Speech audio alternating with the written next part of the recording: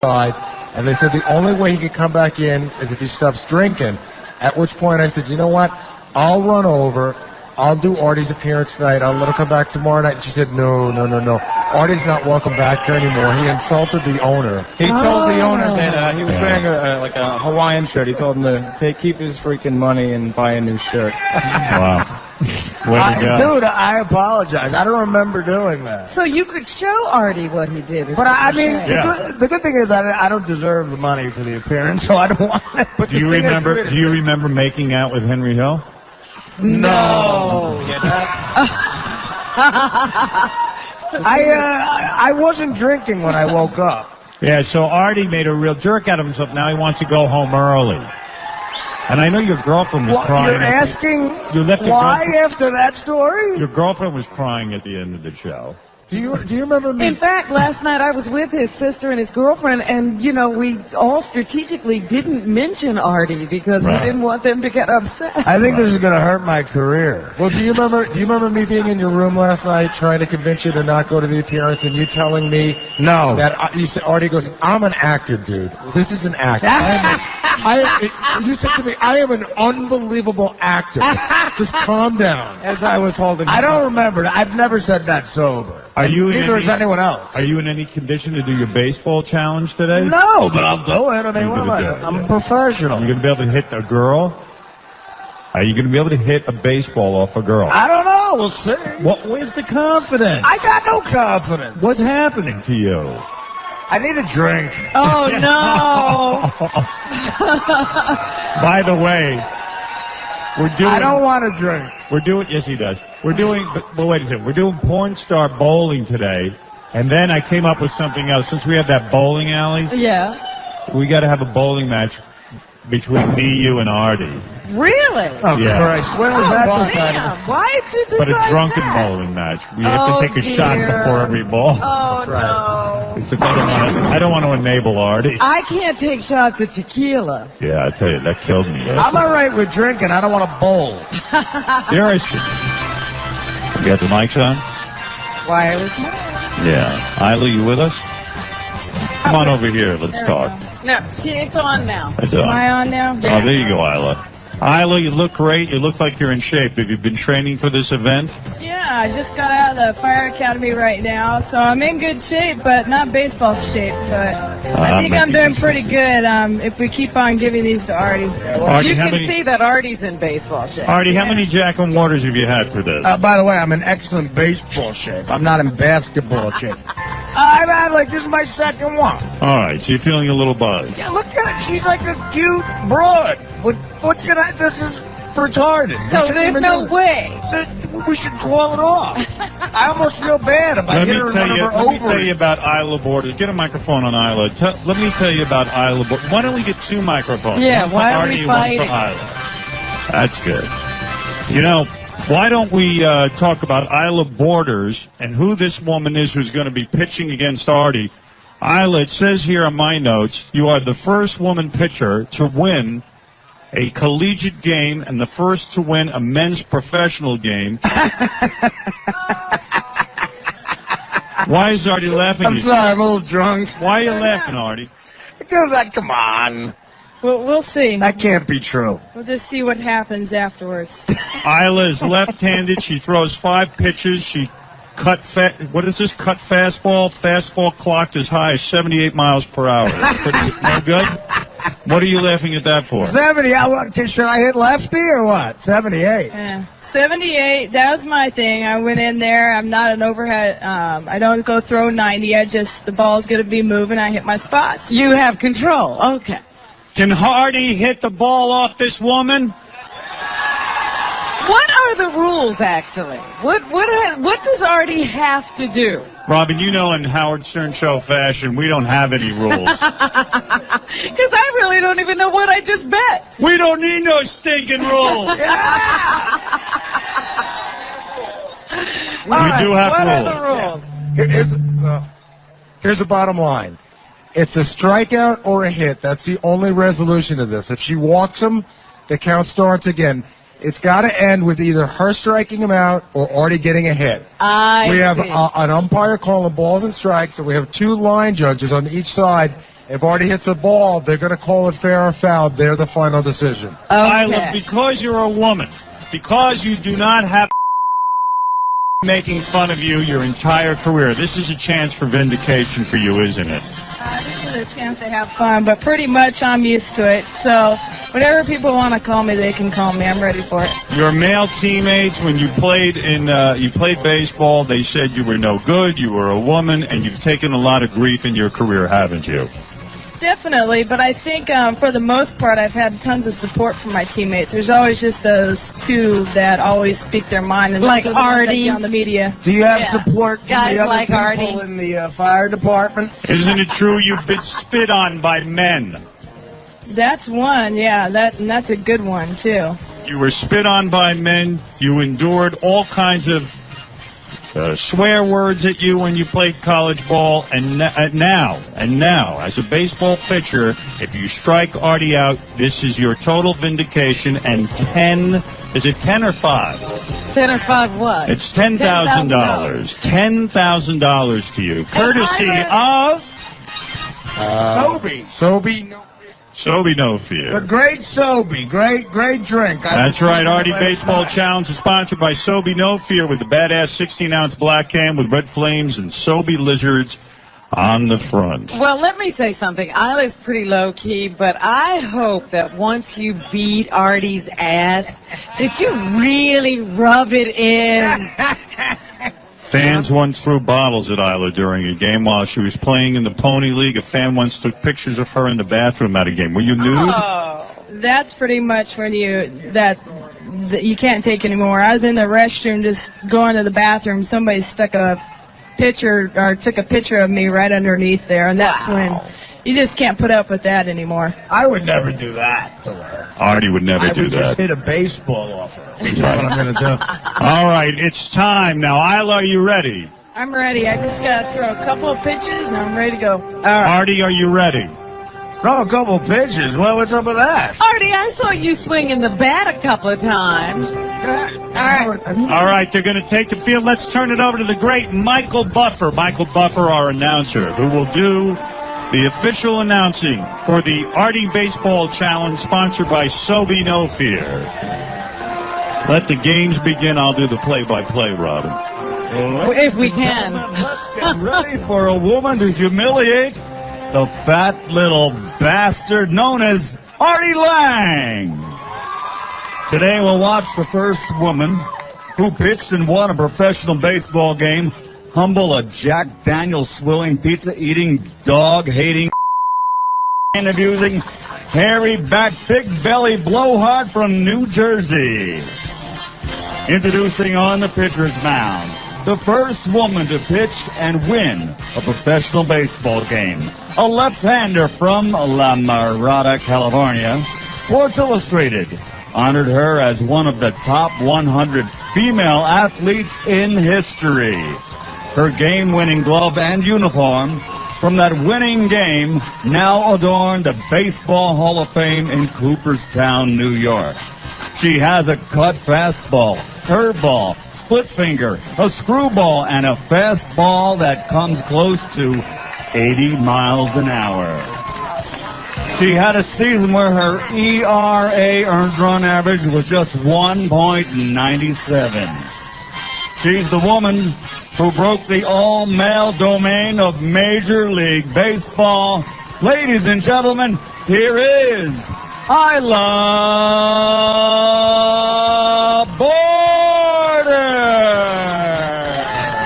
Michael Buffer introducing Isla Bordes, the great Michael Buffer, of course. He's going to announce the Roy Jones Sr. Antonio Tarver rematch this Saturday night, available on pay-per-view. There you go. And this is going to be a great event. Artie's over sipping Jack and water while he's warming up. That's his warm-up. I want to thank our field umpire, Kelly Gonzalez, who will be out there making sure that Artie's ball goes fair. We have field umpire Gary Gerwig, home plate umpire Eric Gregg, catcher Mat Segoyan, who's going to catch for this great challenge. That's very professional. Yeah, it's very, very professional. I didn't understand one thing Michael said about Isla. I don't know what ERA or any of that stuff is. But. Let's go back to Michael Buffer. And now, ladies and gentlemen, he's in the batter's box. A man that's round and fat as a baseball.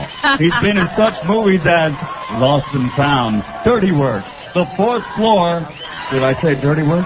Oh, yeah, he was in that Elf movie for about 5 freaking seconds. He was some sort of all-county third baseman in high school, in which was held back from graduating because he had to go to summer school. He's been arrested for hitting a cop. He's been in rehab for coke. He drinks like a fish. He smokes like a chimney. And when he bets big, and he loses big, and he loses big, and he loses bigger. The man who paid $500 to a Las Vegas hooker that he didn't know was a hooker.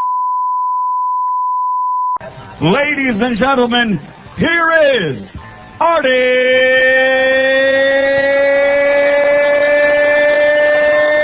Lange! Michael Buffer with that professional announcing. Artie pointing his bat out to the field, defiant, drinking Jack and Mortar. That is a Babe Ruth move he is using. Let's hold up for a second. Let's make sure Artie's in place. Artie, how are you feeling right now?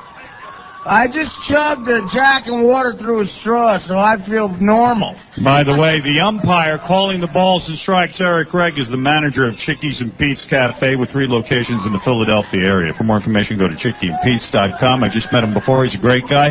Let me check in with Isla. Isla, you feeling confident or are you nervous with this crowd? I'm a little in between. We'll see what happens at the first pitch. All right, here we go with the first pitch. All right. Artie defined That's the at danger home plate. zone. All right, Artie. There's a $10,000 Sobe prize. Time out. Time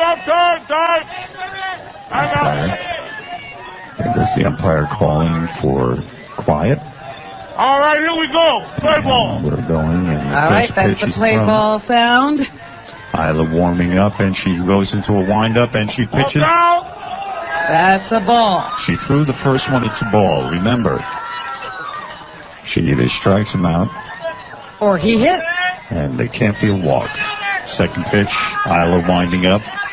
Crowd is huge here, and she throws it. Oh, what's that? That's called chin music. That's a strike? She brushed him back. All Pushed right. him back. It was a ball. 2 balls, no strikes. 2 balls, no strikes. As All you know, right, Isla, come on. You can do this. A walk is not good enough. Isla winding up. She looks very good on the mound. A little tight, but That's the ball. that's a ball. 3 balls in a 3 row. balls. 3-0. Artie, what's going on? Are you feeling confident, Artie? I'm out of breath. Already, and you haven't done anything. I haven't swung yet, and I'm out of breath. Nah, this broad got nothing. Is it going too slow for you? Well, I spent a lot of money on a set. I want to make it last a little while. Isla, when are you going to throw a strike? What's happening over there? Well, hopefully this next pitch. We'll What, see. next pitch is going to be a strike. Okay, here we go. All right, there's 3 balls. As you know, Robin, that's just not good enough. No, we can't have him walk. That's not going to work. I'd love to watch this event, but I'm busy watching the girls from the strip club. What's that? 4. Ball 4. Oh, darn. That's a walk. It doesn't count. We start over again. We start over again. Start That's our over. umpire. Our home plate umpire, Eric Gregg, who's doing a great job. I think he's called them every time he's called them right. Yes? And I'm blind as a bat. I wouldn't know, Rob. What do I know about baseball? But I'm the announcer, and I have to make sure I know it. Oh, it was the pitch. Another ball. All right, come on. Do you see the plate? Isla, what's going on? Wait, the umpire coming in. Umpire's calling her in. She wants to change balls? You all right? What's going on, Isla? You okay? Too much movement. Trying to control the ball. It's moving a little different. Too much what? No, Nick, she said? No, I think it's a new ball. It's moving a little bit more than she The wanted. problem is clearly the ball. Oh, shut up, Artie. Howard, she's complaining that she's getting too much movement on her ball. She can't control it. You know what? I have too much movement on my balls, but I function. All right, here we go. All right, she just needs to settle down. Settle down, The Isla. count's 1-0. Isla. Ooh. Ball hitting. Ball hitting. Ball hit him. Ball forward. Go Ball. to first base. Ball hit it. So we start the count again. Start over again. Start over. We start the count again according to umpire. I think she needs some of our famous crab fries. Well, you know what? Getting a plug Howard. in. Getting a plug in. I like Howard. that. Yes. One more of those, and I'm charging the bitch. I was just going to say, yeah, just keep hitting Artie with the ball. Time out. Move that ball. Artie not. He's clearly got a good eye. You have to admit that. This is I don't 10. know if he could really see that ball. You think he's just standing there like a piece of wood? Yes. Artie's got a good eye. Isla, you got to calm down a little, don't you? Yeah, right now this is a brand new ball. She needs to work that ball a little bit. Right down the middle. All right. Here we go. I'm going to pee on that ball. And here we go, Robin. Shh, here we go.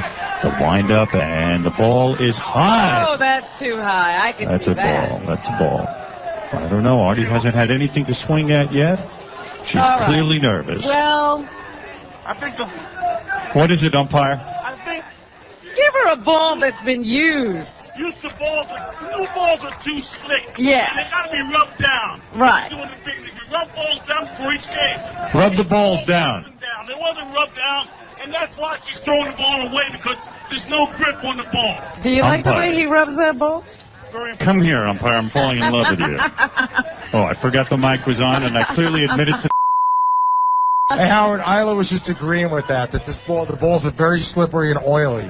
Yeah, she had a ball out there she liked, and of course Artie had to use it. Well, I don't know. I don't know much about baseball, but it seems to me you should be able to throw the ball. Artie's got a good eye. Need another drink? Let's quiet down. Here comes the pitch. She's winding up. She's very serious. I think we're going to see a good one. Ooh! And Artie hits it. Oh! That's it. First good pitch. He hit it. Good pitch. And that's it. If the game's over, Artie wins $10,000. Artie wins $10,000. Our umpire, great eye, awesome hit. How fast was that ball going, ump? I tell you, that was a fastball right down the middle. Yes. Artie waited, took it deep. Artie has some talent, no doubt about it. He has some talent. He has some talent. No doubt about it. You would know, I umpire. think the major should be scouting him. Artie was outstanding. He had a good eye. I couldn't believe how he waited. He waited for his pitch just like Barry Bonds would, and he took it deep. Really took it deep. Isla had the credentials. She's actually pitched baseball now for years. For the majors, yeah. And the first good pitch, Artie plowed right out there, and he is drunk. By the way, that's a base hit in anybody's league. Absolutely, Artie. Yes, it That is. was a good hit. Artie, you did it. So I had a swing. Isla, what do you think? Couldn't throw a strike. When you can't throw a strike, and you got to throw it right down the middle of the plate. That's what happens. You threw it. You didn't have any speed on that one, did you? That was a curveball. I wasn't trying to throw it hard. I was Right. just trying to throw a strike. Yeah. Well, Why didn't you just keep walking him until you got it? I'm telling you, I haven't played for 3 years, so it's a little wild out there. I haven't played for 20 years. I know. Artie, you once again proved that you are a great natural athlete. Wait a minute. Last year he lost. I thought he won. I won last year. I'll make you a deal. Artie, let me say something. You get $10,000 of Sobe's money, and now you've got to put it on roulette, as you agreed. Oh. You could turn it into 20. We're going to do that when we Let get me back. make you a deal, Howard. Yeah. You ready? Go ahead, Artie. If I hit this roulette, Yes. I will have dinner with you tonight in Las Vegas. Great. I'm dead if I hit the 20 G. And will you promise me not to bet away the $20,000? Well, I can't promise that. All right. Well, special thanks for baseball. We have Gorick.com for donating the nets. That's GOUROCK. Event Center Las Vegas for the batting cage. And they're at www.eclb.com. Sports Chalet in Las Vegas for the rest of the equipment. I'm Thank you, sorry. Isla. Hey, that's how it goes. Hey, Great job, hey, Gary, Isla. we got a little money for Isla since you came all the way down here. I do. What do you got? Got $1,000? I do. I have $1,000. All right, $1,000 for Isla just for throwing that pitch. Help out Matt and I.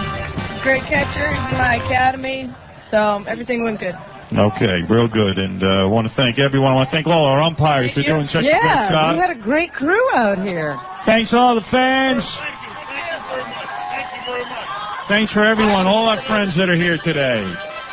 Man, it is beautiful weather outside the Hard Rock Hotel and Casino. Artie triumphant. I'm a little crestfallen. You owe me $100, baby. I want my 100. That's what I want.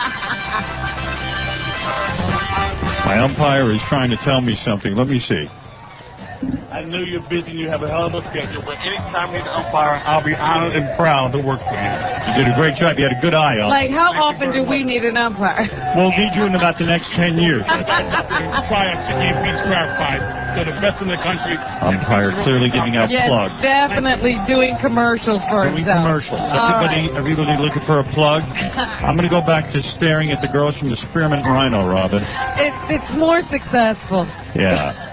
We'll be And I back. lose less money that way. By the way, when we get back, you'll see Artie at the roulette wheel. He's either going to turn that $10,000 into 20 or it's going to go down to 0. We're in Vegas. One big $10,000 bet. We're gambling and the Freaky Family Feud's coming up as well and a bunch of other stuff, too. We'll be back right after these words.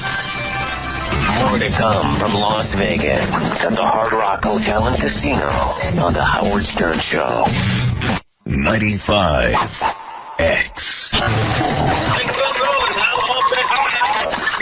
We're back live from the Hard Rock Hotel and Casino.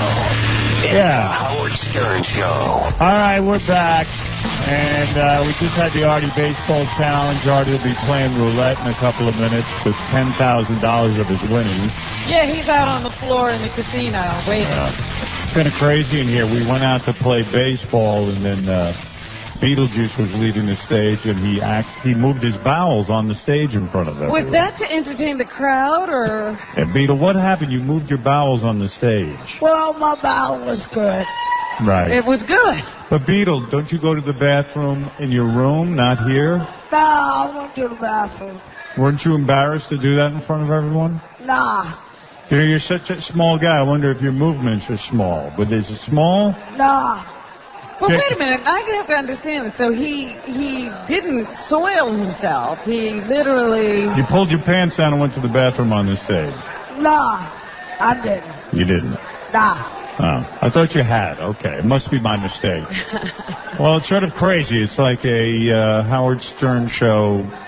Like it's like Stern Trek. It's like a christening. Yeah. By the way, when Beetle moves his bowels, that means he's happy, which makes me glad. I haven't taken any phone calls, Robin. Hey, I know. Yes, Gary. This just in, Henry Hill has been kicked out of the hotel. Why? It's a pain in the ass.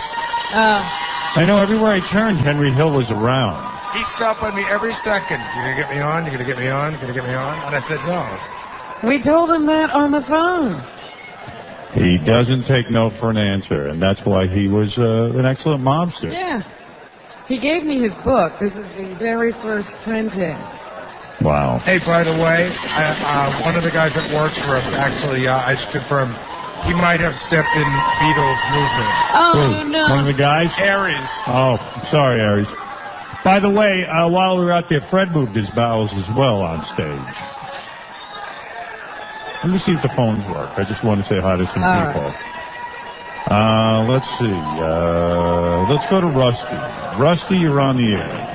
Yeah, Howard, welcome to the Hard Rock, and just want to welcome everybody here to the Hard Rock Hotel, and the first 1,000 people that come over to the gift shop right now will get a free T-shirt, Howard, in honor of you. Well, thank you for trying to rob our audience. Somehow I think it's not even true. They're free T-shirts. Come right over to the gift shop. Sure. Hey, let me remind everyone, starting on Monday on the Great E channel, all of these shows will air, including yesterday's phenomenal show with Train and all the karaoke and all the Miss Butterface pageant, Yes, which was so that was successful. amazing. All the bowling and everything else, all airing here. And that's the E channel. I saw Mindy Herman in the crowd, who runs the E channel. Yes. And she mooned me, which was shocking. Did you? I didn't see that. And then moved her bowels on the stage. But, Seems to be going around. no, Mindy is here representing the channel. Everybody's here in Vegas. I'm telling you, it is a happening. And if it happens anymore, I'm going to pass out. I know. We better get out of here before somebody gets hurt. So, anyway, let's go look at Artie at the roulette table. Baba Booey, how's this going to work with Artie? Now, is red and black, and then there's green. Right.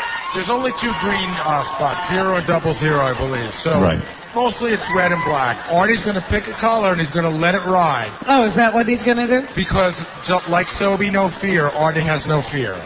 Is that the concept? That's the concept. Yeah, I wasn't sure what the tie-in was. Hey, Artie. I like 𝗫𝗿, no fear. They're very nice to give me this 10 G's to bet on. Hey, look, if I bet it on a number, can I win that amount of money or what? I think it's 36 to 1. Yeah, but do you really want to risk 10 grand on that? Of course. What he has to do is bet the 10 grand. You think right? you're talking to a winner? Yeah. Artie, let me understand roulette, because I don't play it. If you just bet red or black, you can double your money. And you have a 50-50 chance. Right. See, to me, that'd be the way to go, and then make 20 grand, and go home and be happy.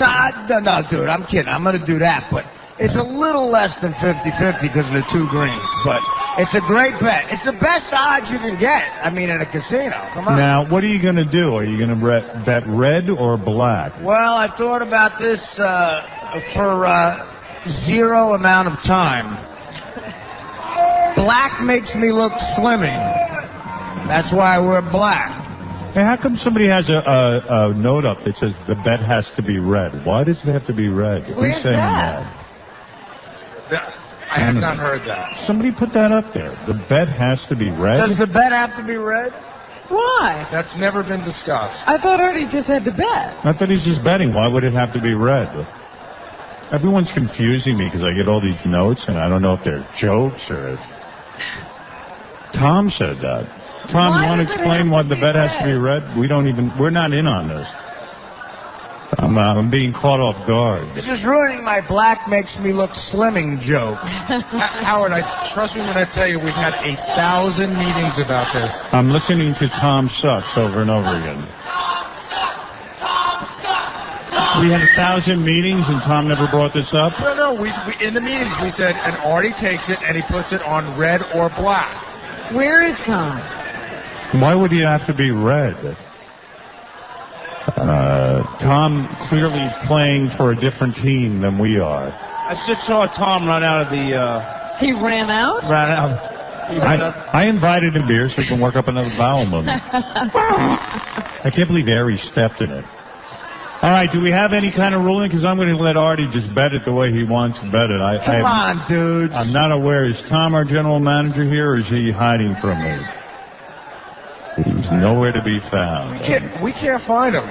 Why would that all of a sudden come up? We're looking at all the We're looking at all the copy, and all the copy says, and Artie will bet on red or black. All right, so here we go. All right, so go ahead and do whatever you want to do, Artie. I thought of a different line for betting on black. What is it, Mike Ganji?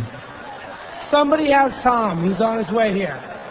Somebody has Tom? Anne Marie has Can they Tom. throw him out the window? Who's the Tom Wrangler? Here he comes. Here comes our general manager. Here he is. I see him coming into the room.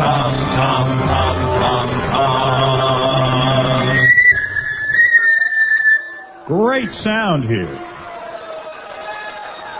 Where is Tom? Here he is. Now, Tom, tell me what's going on here. I just was handed a note 3 seconds ago. We went over the rules 9 million times, and suddenly you're now saying Artie has to bet red?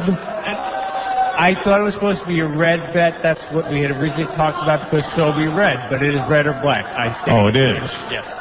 Well, thank See you. what happens when number. he thinks? Tom, you're not supposed to think. I thought their colors were black and red. I mean, 𝗫𝗿 is awesome. I love 𝗫𝗿. I stand corrected. All right, so Tom just confused everyone, but it's okay. The note I was handed was false evident. Thank you, Tom, again. I'm always happy to slow the show down. Great job. I could have been into Freaky Feud already. Artie, forgive me for making you live out this horrible moment of suspense. Really? $10,000. You said, is it going to be black or red, or have you changed your mind? Here we go. Here's what I'm thinking. Okay. My favorite person of all time is black. His name is Mickey Rivers. He played center field for the New York Yankees. in 1978. So I'm putting it on black for the great Mickey Rivers. Daniel Carver, the Ku Klux Klan, what do you think of that Artie is betting because he loves a black man? Well, it's 50-50 either way he wants to go. Artie's a loser, though. He'll probably lose. I'm not the one with the $2 shirt, Carver. That's Mr. Carver to you. Shut up, you're talking to an Italian. Well, go ahead and spin the wheel and see if you get your money, loser. Daniel Carver says Artie won't win, but Good luck roofing.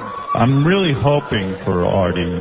He's sipping the Jack and water. He Artie, could slow it down. use a win. He could really use a win Howard, here, folks. After I hit the ball, I'm kicking up the drinking a notch. No, you're not. I'm stopping you. I'm cutting you off. I don't care. All right, here we go. There we go. We're already back to yesterday. I know. He's being cut off. Howard, you hear the Artie slur stuff? Yes. Yeah, the Artie slur has started. There's no Artie slur, 𝗛𝗏𝗏𝗍. Is this number 4, Artie? This is... You little bitch. All right, Artie, did you place your bet? I can't really see you. The 10 G's are right in the center of black. Let's do it. All right, here they go. I'm watching the wheel. The dealer's going to spin that wheel, and they put the ball in, and it's going round and round and round and round. I'll call it out as soon as I see it. Artie. And the ball's slowing down a little bit. Takes a hell of a long time.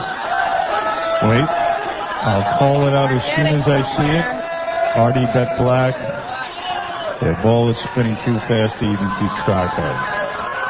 This is for $10,000. I hope he wins. He's on green. He loses on green. That could not be more perfect for my life. Does that mean you're going home? It's not even... If you go to the game, it's going to take you another... If the game is at midnight, it means you get home at 2 in the morning. It's crazy. Plus, this is the worst time of the year to be watching baseball with all the rain and oh my God. So was A-Rod a hero? I mean, he hit he hit the go-ahead run. Right? Here's the situation with A-Rod. It's now he's Mr. November. The first two games were scary because it looked like he was back to not doing being anything. A shithead, yeah. He was 0 for 8 with 6 strikeouts, and I was at the game Thursday night. And exactly what you're talking about. I was at the game. I was falling asleep in the 7th inning. It's the World Series, but not only was he 0 for 8 and struck out another 3 times, he looked bad striking out, and he made what I thought should have been an error, and so defensively he fucked up, too. Ooh. I think I saw that. You're talking about in the field. Yeah, in the field, he made an error. Grounder right at him, and he sort of sidestepped it. It was a tough thing, but A-Rod... the first or second inning. Yeah, it was early in the game, and the Phillies scored a run because of it. But the thing about the Yankees is... And again, I get when people complain about them. They buy everybody. So if A-Rod doesn't step up, someone else does. And even though A-Rod had a shit 2 games, the Yankees go into Philly up 2-1. You know, big deal. Right. Then the first game in Philly, A-Rod, gets hit by a pitch, which is a dumb move. Right. They sort of woke up a sleeping giant in a way. Next time he's up, he hits a home run. So it was a big home run. They were down 3-0. That made it 3-2. But that was his only hit of the game. Last night, he's 0 for 3 again. Doesn't look like he's doing anything. And he got up and he got a big double to go ahead. A go-ahead run, right? So he's only 2 for 14. He's batting like 143. That's shit. But in October, the 2 hits he got are big hits, and he's A-Rod. I mean, it's like I think A-Rod has a publicist the way Tom Cruise has a publicist, because even if he gets a big single in the 5th inning, he's on the back page of the Daily News, Right. And he sells papers. I get it. But so it's weird now. A-Rod's not having a great World Series, but the 2 times he came through were clutch, and hey, that's what you need. I'm happy about it. Again, we're talking. The series ain't over, man. we got our hearts taken away in 2004 when we were up like this. There have been teams who've been up 3-1 and lost. Yeah, the Phillies are a great team. Right. They're a great team. And I'll tell you how you bring people together. I'm at the Yankee game, and, you know, it's Philly in New York. It's Stern City Central, you know. And everyone, of course, knows I'm a Yankee fan there. And they put me on the big screen, and I know you've talked about that before, and you know, because I'm on the show, I feel like a douchebag. I get that kind of treatment, which is nice, and they've done that twice now. Right. And people are nice, like they cheer and stuff, because they love the show. But it lets everybody know you're there, and then from there on in, the entire game, in the middle of the 2 innings, I had a line of pictures to be taken. But a real funny thing happened. The guy sitting behind me was kind of like a Gabon type of guy, and Artie, I love you, you know, the whole game. And, you know, and he was funny though. Mr. America. When they put us on screen, he goes, they saw him too, and my girlfriend and my uncles, and he goes, dead serious. He goes, that wasn't on television, was it? Oh, my God. Like, he shouldn't be there? I go, I don't know. I mean, I don't think they put me on TV. I don't know. Maybe it was just for the crowd, you know. And he goes, I got some shit going on. That wasn't on television. And I go, dude, I can't guarantee you it wasn't on television. Yeah, it's not my problem, you know. He goes, like, now he's involved with you. And then he goes, because I know you fucked with that Joe Buck asshole, because maybe they want him to talk about you. He goes, you don't get. He goes, you know what? I like. Trying to watch the game. He goes, I like you, and now you're fucking me up. Wow. Okay, you know, I'm trying to watch the game with $10 hot chocolate, by the way, Howard. Wow. A hot chocolate is $10. When I went to the World Series with my father in '77, I still have the stubs. The tickets were $10. Wow. Yeah.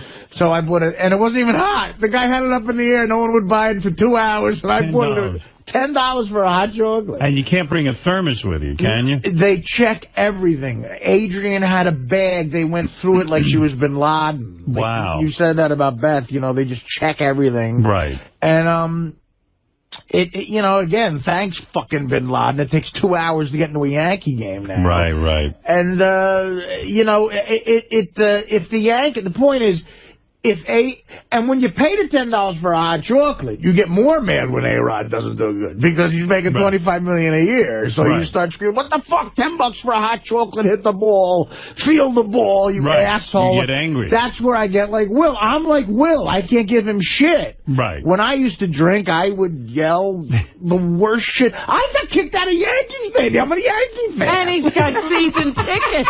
What were you doing?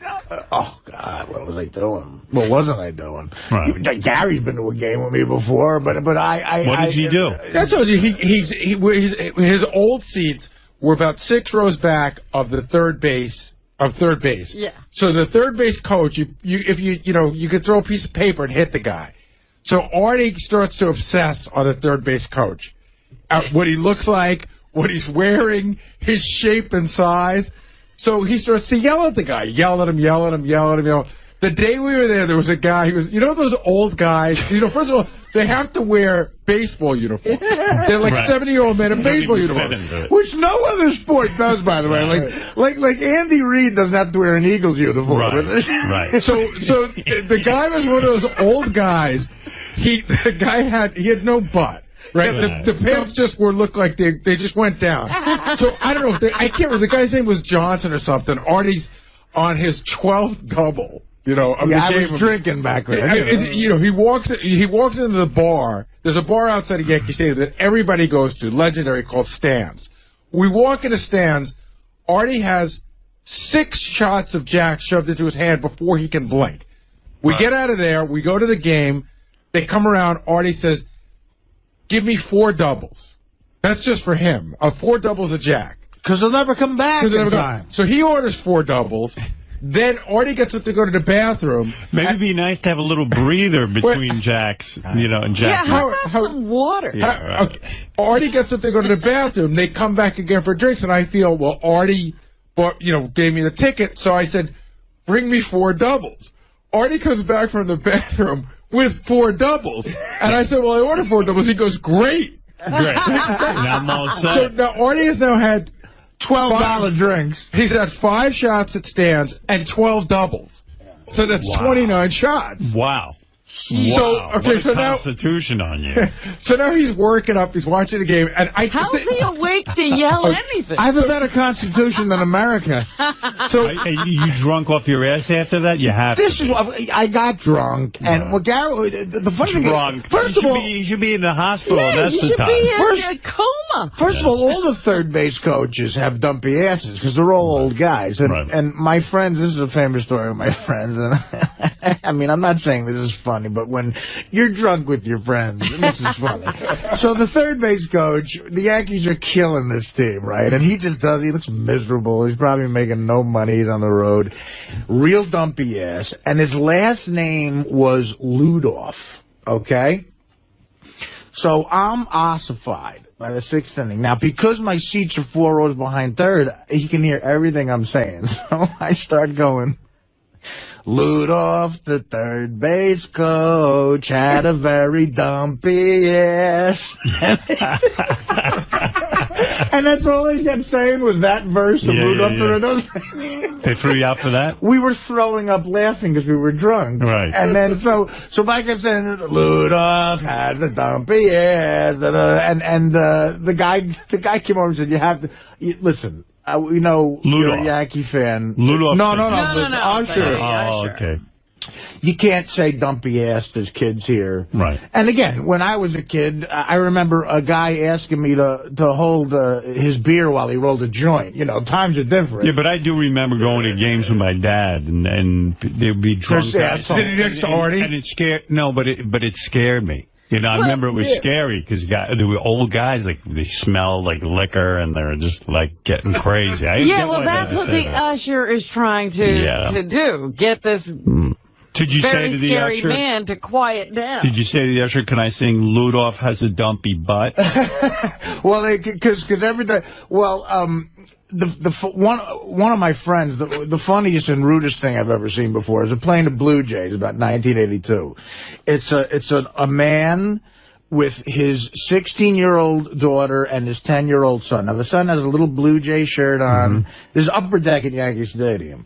And a ball and a glove to catch a ball, which will never come to us. Right. And so the Blue Jays score a run, and my friend is he's like Will and me. We all had bets on the game.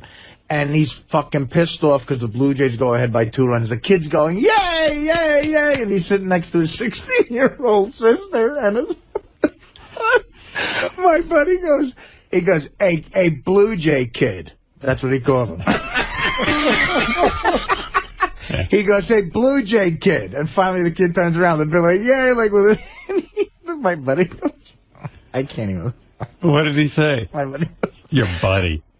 I fucked your sister last night. Was your child? God. How old? It was. She was 16, I think. I don't know what she was. She was an adult. I hope they threw you out. The father hears it. Oh, boy. So now he turns around and goes, what the fuck did you just say? What the fuck? My buddy goes, I said I fucked your daughter last night. So now it was our fault. Yeah. You think? Really? And so the guy swings, me and my 2 buddies swing, and then we got thrown out. Well, yeah. But, yeah, now that should happen. Wow. That was bad. That's bad. She could have said that to one of your kids. You fucking believe me, I would. You don't even have kids, and you would go nuts. I saw again the stuff you see your father do. I saw a guy threw a beer bottle at me once. Wow. And I saw my father.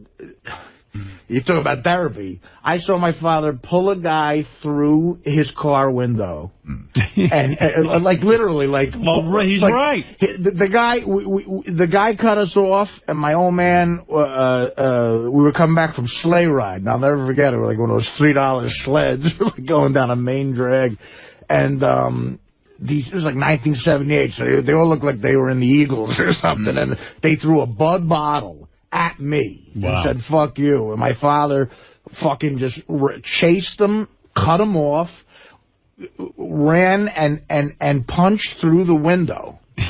broke the glass of the window. So there you go. And pulled the kid out of... I didn't say it. My friend said it. I would never say that to... I really would never say that to a kid.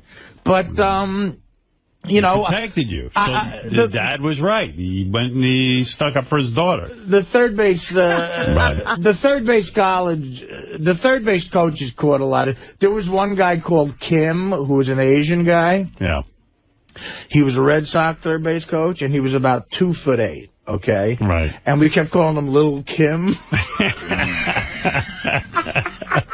And doing all stupid jokes like, hey, Kim, and like, and every time we go, hey, Little Kim, and then he would finally look at us, and we'd go, how does it feel to be the last guy to know it's raining? Every dumb short joke. So anyway, you went to the... What was they Gary was with me at the game, and we fucking... Yeah. Hey, can I just say one thing about A-Rod? You know, he's supposed to be the classiest guy in the world, you know, Armani suits and everything. I'm watching the game Saturday night. They put the camera on him. He's at third base. He punches a glove. He did the grossest thing. He takes his finger and he presses it against one nostril, and he blows the biggest snot rocket I've ever seen. I was watching the game at that point. Yeah, what is going on inside him? He's always goobering and clamming. He's a twitchy kind of dude. But I mean, it was almost like they said, you know, we're going to put the camera in. He had no idea. Hold that nostril down, and the snot goes like 10 feet. Hey, so talk about this concert you went to. Oh, the Rock and Roll Hall of Fame show Thursday night. Yeah, listen to this, man. Baba Booey saw a good one. Listen. I have to say, probably one of the top 5 concerts I've ever seen. Over close to 5.5 hours. Wow. Madison Square Garden. Madison Square, not a dead moment. In honor of the Rock and Roll Hall of Fame. Why are all these guys trying to raise money for the Rock and Roll Hall of Fame? Well, Ross and I were talking about that. I think they're just all about the preservation of, you know, of putting together... archiving. Just archiving, keeping the museum together so that in 100 years people know. But, you know, you're right. It's weird. You can't get this... You couldn't get this lineup together...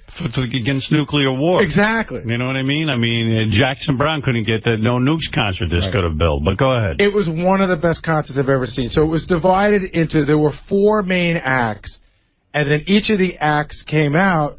And then they would have a bunch of people with them. So the first act that came out is Crosby, Stills, and Nash. Wow. They come out, well, the show starts, we hear there's going to be a special guest, right? And Ross and I were on the fence about whether to even go to the show. You know, tickets very expensive. The ticket was like $250 for like not even a great seat. Mm-hmm.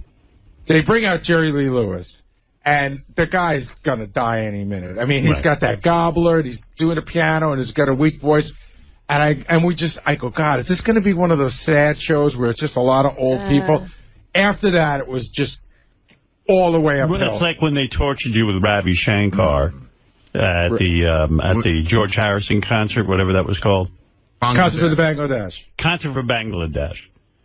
They torture you with Ravi Shankar for a while, and then the concert gets really good after that.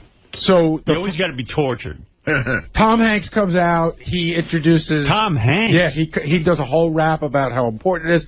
He introduces Jerry Lee Lewis. Crosby, Stills, and Nash at the stage. They do a bunch of songs. They sound, you know, pretty good. They do the hits, none of that new shit. It's Howard, everybody that comes out does nothing but hits. All right. They do, it's, you know, at one point, I can't remember the order, but it was Teach Your Children, Marrakesh Express, but there's another song that you would really like. I just can't remember the name of it. Then they bring out Bonnie Raitt. She sounds phenomenal. She does one song. Right. They bring out Jackson Browne. He does a Pretender. Wow. And another song sounds fucking phenomenal. Then they bring out James Taylor. And when you say they bring out, do they have multiple, like, setups so that people... No. In other words, these people come out to play with Crosby, Stills, and Nash. Oh. So at times Crosby, Stills, and Nash are backing people up. Go ahead. And so then James Taylor comes out. So that whole thing takes like an hour. Wow. And that's great. That would be enough for me. That's great. Yeah, that's a concert right there. The second person out, it takes 5 minutes to switch the stage. To change. Second person out is Paul Simon. He comes out, does a bunch of his solo stuff, and then he brings out, because now he's, like, Crosby, Stills, and Nash were representing, like, the West Coast. They were doing themes, right? So now Paul Simon's representing New York. He does a bunch of his solo songs. Then they bring out Little Anthony and the Puros, and I go, 6 guys in their 70s. They do one song, a cappella, sound phenomenal. And it's great. I'm like, good, I like Little Anthony and Imperials. They're, they don't overstay their welcome. They're great. Right. I forget who, I'm leaving out a bunch of names, but inevitably he brings out Garfunkel. And they sing together, and they are phenomenal, Howard. They are. Phenomenal. I mean, they both sound great together, and it almost makes you think, like, why don't they play together more? Because Paul can't stand Art.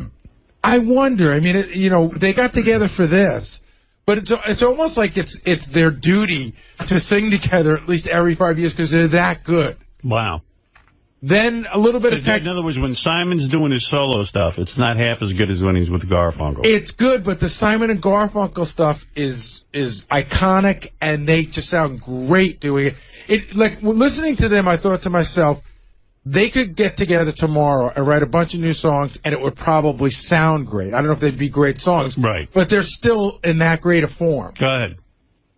Take a little bit of time. Okay, a little bit of technical difficulty, 20 minutes. Stevie Wonder comes out, and he's great. And I can't even remember, like, at one point, John Legend came out, and they did a couple of Michael Jackson songs, because that's representing sort of the soul Motown part. And, again, I'm leaving people out that came in and out. Then he's done after his 45 minutes. Springsteen comes out. Wow. And Springsteen just won't leave. I saw that the show was supposed to be over at 11:47. So there was like a 20-minute, delay. I left at 1:30. They were doing the last song, 1:30 in the morning. So how long was Springsteen on? Springsteen was on. He did his songs. He brought out Sam from Sam and Dave, right? Right. They did 2 songs together. Again, I hate it when guys get together, do the old songs. Sounded phenomenal. They did Hold On, I'm Coming and Soul Man. And Bruce on for like 2 hours? Bruce was on for like an hour 45. It sounded great. Then, when you think like there's nothing left, Bruce does this whole rap about, New York and Long Island, New Jersey and Long Island used to be connected, and now we're going to connect it again. Billy Joel comes out. Wow. And then they do a bunch of songs together. I mean, it was a phenomenal show. Wow. What time did you get out of there? I left at 1:25. I got home at almost 3 in the morning. Wow. Jesus. That's some show. But I never, unbelievable. Yeah. I never sat there at any time and looked at my watch and go, oh, my God, this is boring. Or you're just having a great time the whole time. Because nobody stayed on long enough to bother you. Wow. Wow. Who'd you go with? Ross. And is that when you went to dinner with him? Yeah, we went to dinner before. Listen to this. Gary comes in this morning and says to me, I'm never going to dinner with Ross again. I go, what happened? I figured it was behavioral. But it wasn't. Tell that story. Russ always knows where, like, the cool restaurants are and good stuff. He says, he knows I love sushi. He loves sushi. So he says, let's get sushi. I know this place. He goes, really good. A little pricey, but, really, really good. So we go to the restaurant, and it's not like a huge fancy restaurant. It's a little tiny restaurant. We go and we sit at the sushi bar. Right. You're not even at a table. Not at a table. The waitress comes over, and we have to give our likes and dislikes. His goes on for an hour. Mine's like 2 seconds. Right. I said, I'd rather have sashimi. He'd rather have sushi. I don't eat this. I don't eat that. Whatever. So they just start bringing food out. The sushi chef puts some food in front of you. Well, you don't have to order. You don't order. I love that. Okay. So I said to him at some point, like, how does this work? And he goes, well, it's like a round. It's almost like a X-course dinner, whatever. So we order a very small bottle of sake and a couple of appetizers, and that's it. So the bill's coming. I said, what do you figure? $200 between the two of us? He goes, nah, it's a little bit pricier than that. He goes, probably like $250, $260. They put the bill down. I open it up. Before tip, it's $4.85. What did you eat? Let me tell you something. That's insanity. It's sushi. First of all, where's he getting this money from? Well, he wasn't expecting to see it. He said he'd eaten there a couple of weeks before. Yeah. And it wasn't anything like that. That's more than pricey. So what drove it up? Is the sake? No. It wasn't the sake. The sake was. We saw the price of the sake. How much was the sake? It was $29. Okay. For a small little. And you shared that. And we shared that. Right. And then I think we each had a glass after that. So say we spent $50 on alcohol. On sake. What the hell? And then we ordered a round of steamed dumplings. So I don't know what that. It's $180. What's the name of this fucking place so I don't go there. Sushi for Gary. Sushi for Gary. Gary, Geri. Sushi Maybe that's of what Gary. interesting. I know. Sushi for Gary. It was Gary Sushi. He owns the Sushi place. for 𝗙𝗙. It was $180 each just to sit at the sushi bar. And then I think when it was done, Ross ordered an extra thing. So it's $360, another $50, $410. I don't know. It was $480, and then we had to leave a tip. So it was in essence. What'd you leave for a tip on that? We left it. He was so pissed. He's like, I'm only leaving $40. So on $240 each, we left $40, which is 15%. Yeah, well. And so basically $300 a head for sushi. Now, is the sushi incredible? It's very good. Not that good. But I said there's a place I go to on this block that probably costs 10% of what I paid that night, and the sushi's like 80% as good. Right. Like, it's just, it wasn't like the ambiance was great. Like, listen, even if you go to Nobu, it's pricey. I've been at Nobu. I've seen Chris Rock. I've seen Derek Jeter. You ain't seen anyone famous, even. No. Yeah. I saw your Ross. Wow. It's the most I've ever paid for a meal. This Ross, he doesn't spend a dime on anything. Sure he does. I mean, no, he on himself, but not on his wife. I don't know about that. He keeps her on austerity. And I don't blame him. You got to keep a woman in line, but then he goes out for 300, 400. What? He wasn't 400. How much? It was 480. 480. And then with the tip over $500. It was with the tip. It was a 480, and we left 80. It was 560. Just the two of you? Just the two of them. Let me tell you something. Does the waitress give you a happy ending? I wish. That's 4 people at Nobu. Right. And Nobu is the best eating experience I've ever had. Right. I mean, first of all, I know Ross got a couple of mortgages. What the hell? Where's he getting this money? He was not expecting. I'm telling you, he expected the bill to be about $250. It was, but I've never been off by double on a bill yet. You know what I mean? I've never been off by double the amount. I was pissed. There was one time. But so was he. There was one time I thought a White Castle was going to be a quarter. It was 50 cents. My God. That's crazy, man. Manhattan's just crazy expensive. But you don't have to do that to get good food. But, you go out with someone. Here, 8 pieces of tuna sushi and 1 roll is $49 at your place that you went to.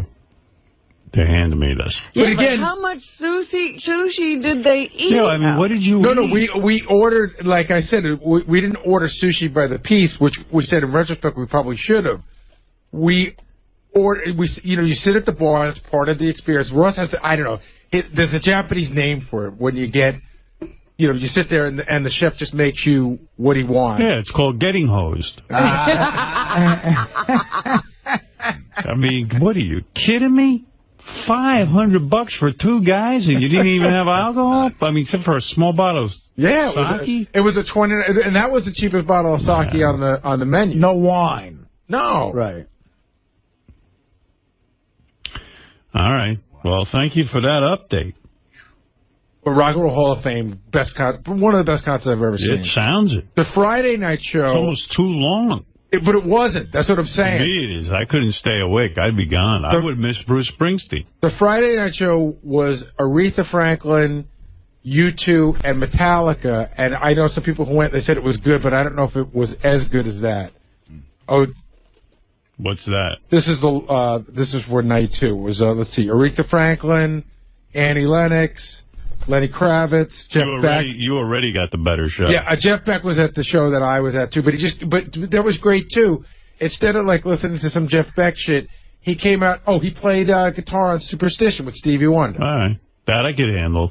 Because if he starts going into those instrumentals, I'm out the door. And I got I can't remember. Is B.B. King still alive? Yeah. Jeff Beck has one hit that I know. What is it? Is that because we've ended his lovers? Yes, because we've ended his lovers. I always thought Freeway Jam was way better. Yeah, I thought Freeway Jam. What's a Crosby? Uh-oh, Chaz Bono here to talk to you. Robin, is Chaz Bono? 4 inches is fine. Chaz Bono. I just got done shitting at the Port Authority. Ever since you took the most manly man. male hormones, you're the manliest guy ever. I understand Artie Lange is teaching you how to be a man. Oh, yes, Artie's my manager now. I'm the new star of the next season of Ice Road Truckers. Well, Sonny, your father is gone. Breast lopped off? That she'll talk about, yeah. Yeah, that's fine. Here, this is the real Chaz. Chaz has been going through hormone therapy and has undergone surgery to remove his breasts.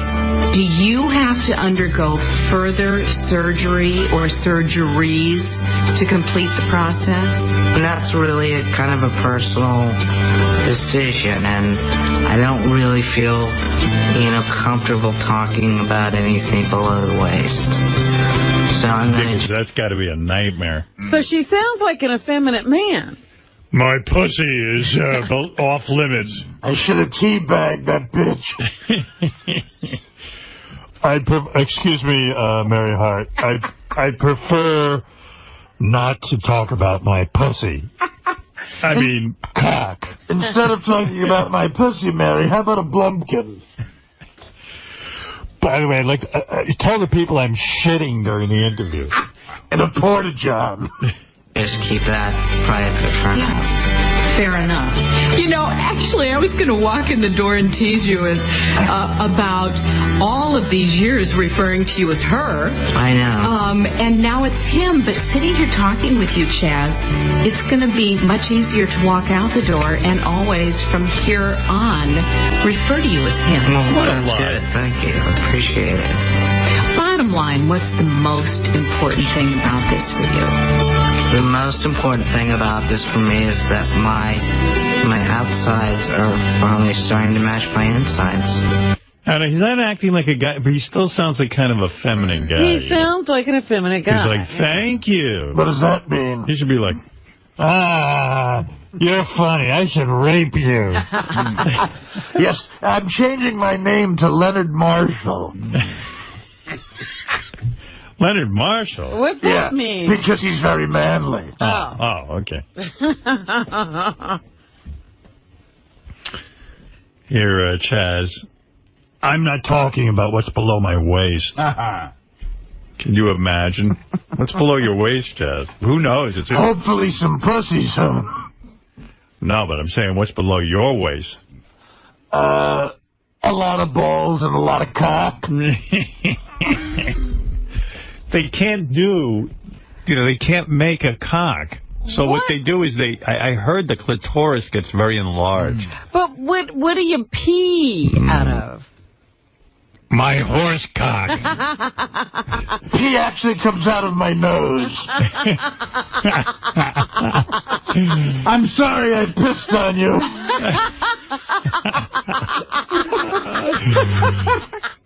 Here, Chad. If I look at the sun too long, I piss out of my nose. So your plumbing's all screwed up. Yeah, there's been some side effects. There was some rewiring. They told me the operation had some side effects. I said, like what? They said, well, like you might become a dude. They actually took a beer can and molded a cock out of it. It's a combination of a dick and a pussy. It's called a dussy. Here's Chaz.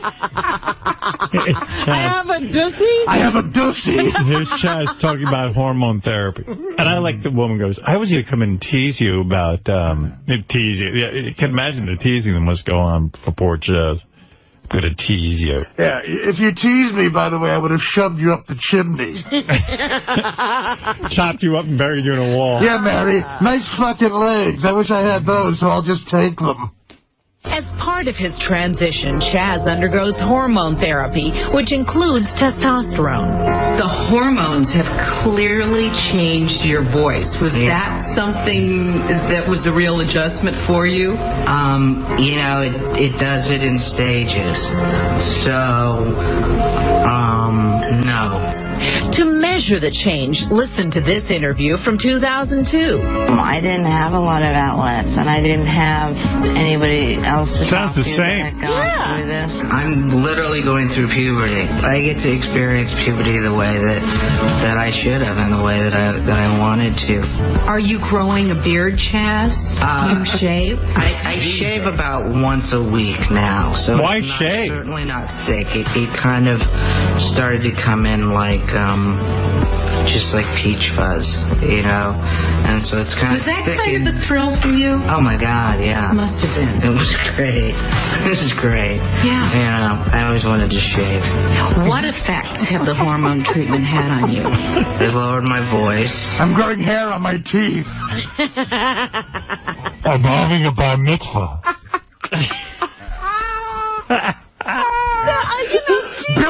Billy got sick, so I'm touring with ZZ Top. She's not experiencing puberty like a guy. Why would you shave, though? Like, you'd be so proud of some facial.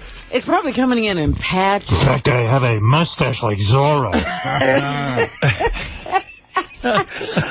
My new nickname amongst the guys is Gene Shalit. Oh, you got a big Gene Shalit mustache. I do, and I'm reviewing movies for no reason.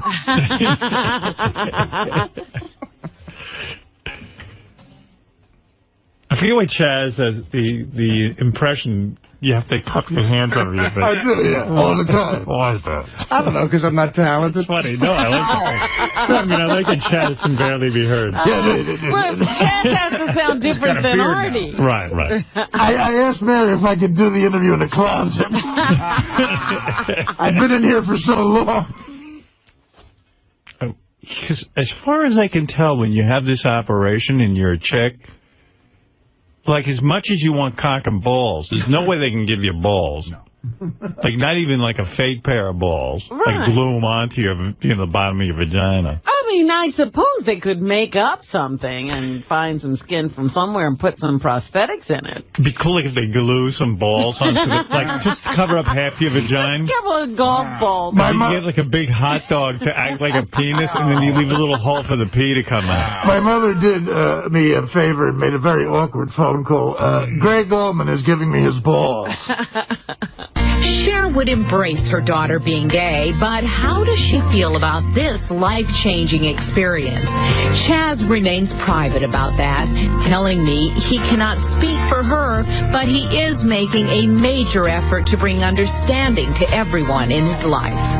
Has anybody said, whoa, do you really know what you're doing? Not once I talk to people about it, and, you know, the people in my life are just, you know, happy that I'm doing this and seeing the positive effect that it's having on me.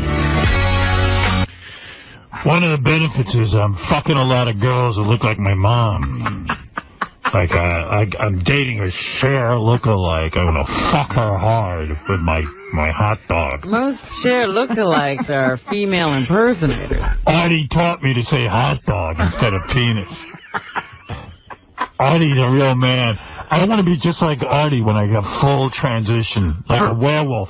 For breakfast, Artie made me some chicken jambon. Yeah, when I was a girl, I used to have, like, tea and crumpets. Pussy. Now, I have... What do I have? Chicken jambon 𝗵𝗵 fiadero. And I just got a new career. What's that? I'm running numbers at the port in Brooklyn. She's a longshoreman. I'm more of an enforcer. You are so manly since you met up with Artie. I recently broke someone's thumbs. Would you say Artie was the key to putting it all together? Artie is my new dad. All right. He's a wonderful dad. I can't wait for the two of you to go to a ball game. Oh, we've been. Robin. Yes? Smell my finger. Guess what I just had? I had a little veal pomodoro. Oh, ever since you met Artie, You used to be a vegan when you were a girl. Yeah, and that went out the fucking window. Now you're eating every animal. What did you just eat? This morning at 4 a.m. I had some chicken scarpiello with a little andiamo alige. Before you went to the port? Before I went to the port and broke a man's thumbs. Because we owed somebody $52. I recently threw a forklift at a man. So that testosterone gives you super strength.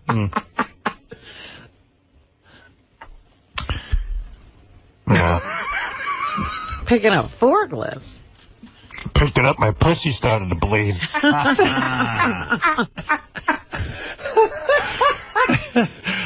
The whole transition isn't 100%. Not completely... Yeah. I lift a heavy objects, make my pussy bleed. I still do some acting. I'm playing Larry King on Broadway. I visited Chaz at his L.A. home where he lives happily with Jennifer Elia, his girlfriend of 4 years. Artie taught me to fuck her very hard. And their 3 dogs. On this day, they were posing for a photo shoot for Getty Images. Here's where Artie told me for the photo shoot to drop my pants with Moon. Sexuals might go, wait a minute. If they were attracted to each other as two women, does it become a heterosexual relationship? Well, you know, I mean, I think I didn't just spring this on Jen recently. Right. This was something that, you know, she knew about shortly after we met. So our relationship, I would say, always modeled a heterosexual relationship, you know, emotionally, intellectually. So now it does physically as well. Physically? She sucks my labias and we pretend it's a penis. It's a lot of fun. She blows me while I'm doing masonry work. Excuse me, honey. I'm pouring cement in the porch. Could you lick my ass?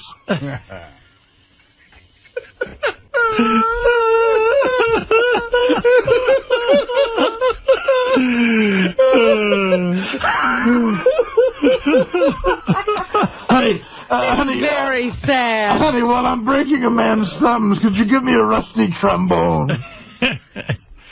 Do you think that one day she'll get to a point where she's like, you know, this isn't all it's cracked up to be? I think she's almost there. If it wasn't for Artie helping her through this. If it wasn't for Artie and his compassion, I think I'd kill myself. Now that you're, I know when you were a girl, you would like go to the bathroom, close the door, and if you took a dump, you'd do a courtesy flush. What do you do now? Well, now I just don't flush. You don't flush at all. When's the last time you flushed? The last time I flushed was 1988. Smells like a zoo in there. You got a big pile of shit coming. A big pile of shit. Artie taught you that? Yeah. Well, now I never flush because the toilet at the Port Authority doesn't work. I leave my mother's mansion to go shit at Union Station. That's what a man would do. Well, you've learned a lot, I'll tell you that, man. You're so manly. You're more manly than anyone I know. I'll tell you that. You're shitting. And yeah, why were you intoxicating? Yeah, that was pretty good. Well, I feel guilty because the investors in Beer League, now in hindsight, I should have done this. They begged me to have you play an umpire. And I'm sorry, man. I made that decision for you. You didn't even bother to ask. Yeah. I was presumptuous and said no. You're no bro. You're right. All right. Let me thing a bro could do. Let me play a couple of things here. These are various voicemails that have come in. Here we go. All right. So I got this voicemail, and first I got upset. Because Wendy is crying because she can't find her cat. Oh, jeez. But within 2 seconds, she converts that into, I need an Xbox. And you are an asshole. Right. And then 2 seconds later, Richard had a voicemail with her singing. Oh. You know, so she goes from one... Yeah. Mood to another very quickly. She sounds retarded. Here's the Wendy side. That's the beauty of being retarded. Yeah, Will, Is there any way you could call me back in the morning or something? Because I really, really can't sleep at night. I've been worrying about Tigger. Tigger's the this is the 20th day, and I don't know what to do anymore.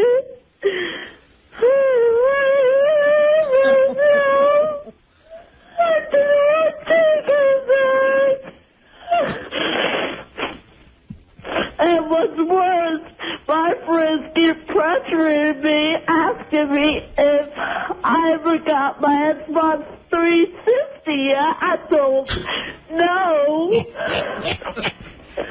I don't know how I don't know what to do. I don't get any breaks till Saturday from babysitting. I mean, I'll go nuts.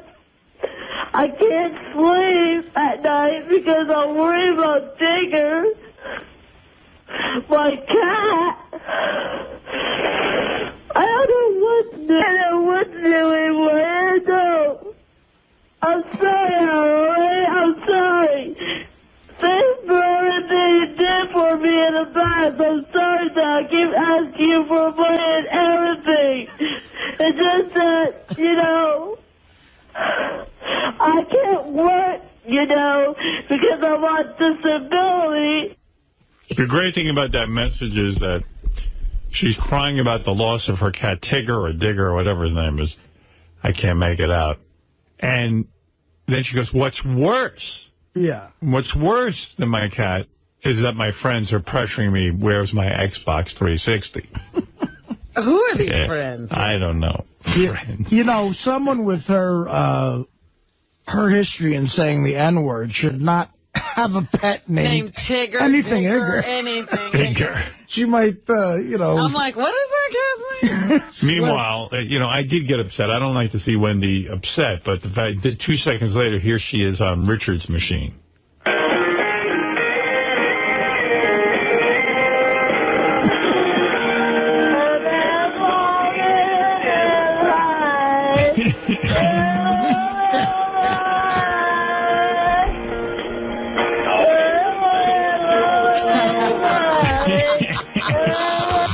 You get the idea. She's already forgotten the cat, forgotten the Xbox. She's happy again. There you go. Also on our machines were burning up last night. Jeff the Vomit guy checked in. He hadn't checked in a while. Here is his disturbing message of the day. Jeff the Vomit guy who enjoys having women vomit on him. Well, Murray, this is Jeff Levy. I had an idea. I just got home from the city. It's 4:30 on an early Sunday morning. This is the one day of the week where I take my sojourn around the bar scene of the Lower East Village, checking out girls coming out of the bar, potentially feeling nauseous and throwing up from drinking too much alcohol consumption, okay? Sometimes I get lucky. Other times, you know, it's like looking for a needle in a haystack. How would, you know, someone from the Howard Stern page, how would they like to do, like, a story on my life? You know, I could say I'm like some 50-year-old sad sack individual who lives his life just for watching girls vomiting, has no real other career, no real other interest. Just, you know, would it be too unbelievable to be true? In other words, would it be so far-fetched that no one would buy it? I think it would make for a good human interest story.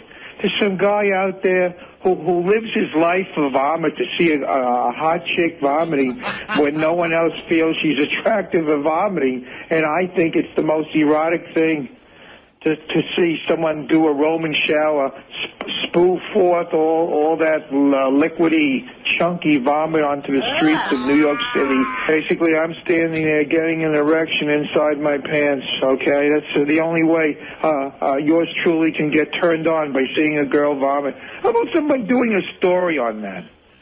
making it known to Howard. Surely, if I have that puke fetish, there must be some girls out there who have that type of fetish, too. A creepy Jeff Levy standing outside bars waiting for girls to puke. Right. Could you imagine? I mean, you gotta love that. Yeah, but, when you think of it, I guess, he's right. That's where you have to go. Yeah. Thank you for... Please hold while I transfer your call. Hello, the 𝗦𝗵cie. How can I help you? Chef Levy. Sheriff Levy? Chef Levy. Jeff Levy. I'm a vomit lover. What does that mean? I'm into emetophilia. I like girls getting sick. Could you help me with that? No, I can't. You want to get involved to help people who are sick. Seeing girls vomit, I get turned on. Okay, I'm ending the call now. This is inappropriate. That's what I like. That's what I want to be a part of. 𝗦𝗵cie, can I help you? I'm a vomit lover. That is something I am not going to talk to you about. Can you help me with that? What is it that you need help with, Jeff? But do girls like to get sick? Maybe 𝗦𝗵cie. No, they don't like to get sick. Seeing girls vomit, I get turned on. Off the mark. But the question is, are any girls out there willing to accept the likes of me, a 49-year-old man who doesn't have a career, who's out of work, doesn't make much money, obviously, and just likes what he likes? And I think I would need to find a girl who has shares that same fetish. No. No. There is nobody here who can help you. No. I like to stick their fingers down their throat in an erotic way, and I get a hard-on from it. First of all, nobody likes to stick their fingers down their throat. Second of all, you have really offended me personally. Can Howard Stern help me with that? Sir, you are an asshole. Now that's putting it succinctly. She got it on the money the first time. He is an asshole. Well done. Also on our voicemail, Crazy Alice was just going berserk about Will peeing in the toilet, not flushing. Oh. And she's, I think, upset with us for making fun of that. And I don't even, you know what? Wait a minute, I don't understand. You know why you don't understand? You tell me what she's saying. Okay. If you can decipher what the hell she's screaming about. I've become pretty good at Crazy Alice. Speak, let me try. You will not be able to do it. All right, I'll try. I will. I'm glad you're defending yourself, because you're not the only one that pisses in that fucking toilet. And I bet other guys piss person you have in a boat and 3 houses.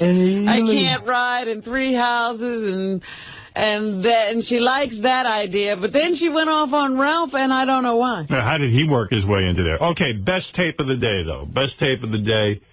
So you announced the other day that Gary Coleman from Different Strokes, the little black kid who never grew up, who stayed a midget. You saw that in the paper. What? Yeah, 8 or 9, 4'8", something like that. He finally got married. He'd never been with a woman. Found a woman, married her. 22-year-old.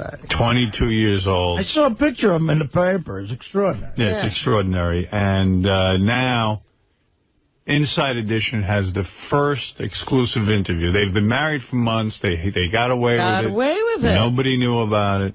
I mean, the paparazzi, I guess, are not exactly following him I guess around. they had to finally tell people because nobody cared. So they get the first interview with Gary Coleman and his wife, and already they say there's anger issues and problems in the marriage. No. Yeah. For the first time, we're hearing from Gary Coleman's bride, Shannon Price. They secretly got married last August. But is the honeymoon already over? I noticed neither of you are wearing wedding rings. How come? We never remember to put them on. Yeah, and I'm a little skeptic because I don't want to lose it. In this Inside Edition exclusive, Gary and Shannon speak for the first time about their volatile and stormy relationship. Yeah, things get he does. Like what? Chairs. The printer today. Yeah. They revealed that just hours before we arrived for the interview, there was a blowout. He threw the printer today? Yeah, I threw the printer because my agent wanted to send me a fax, and it wouldn't fax. And she was upset at me over something that I had done.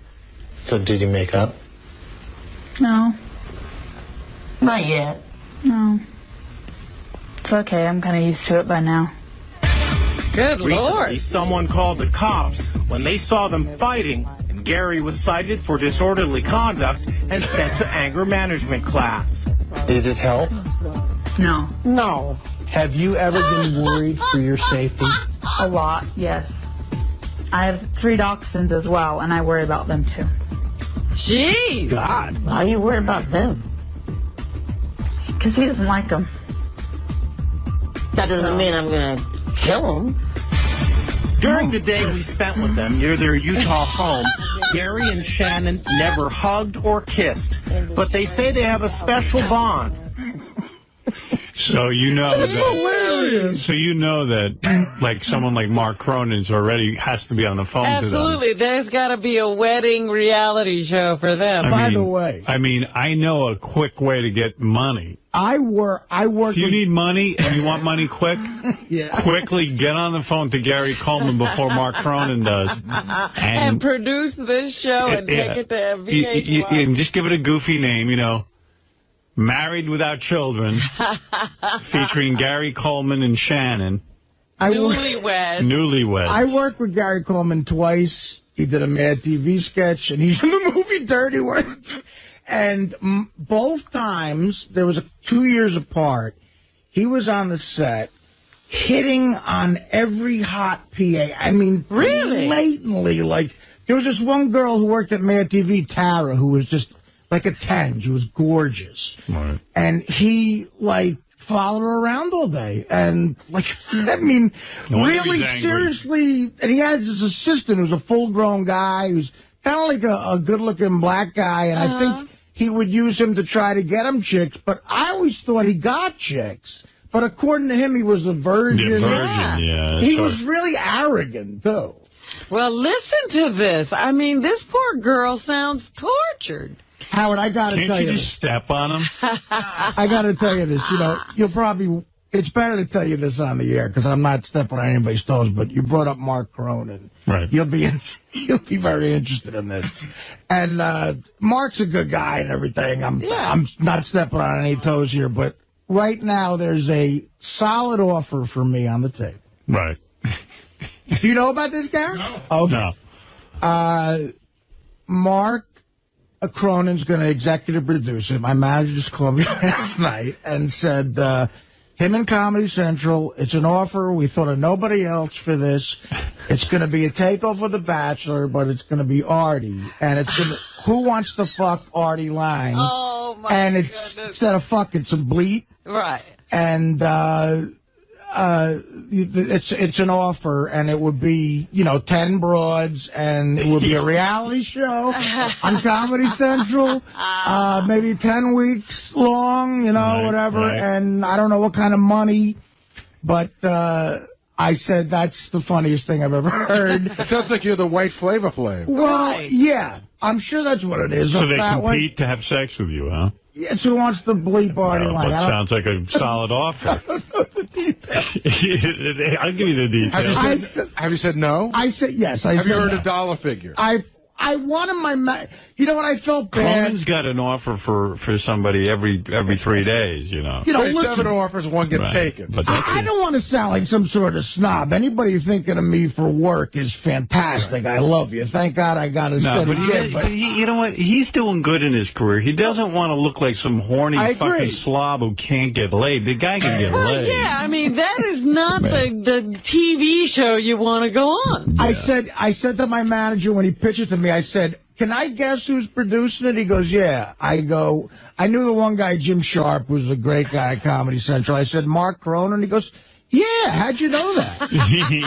And now, Artie, I don't mean this in a demeaning way. I do. Okay, so let me ask you a question. That's all right. That's fine. So the object of the show is one of the girls gets to fuck you. Is that the only prize? I doubt it. No, do you think there's other prizes? And I don't know what the girls look. I don't know any details. It could be a bunch of chicks who look. Winners, you know. It could be.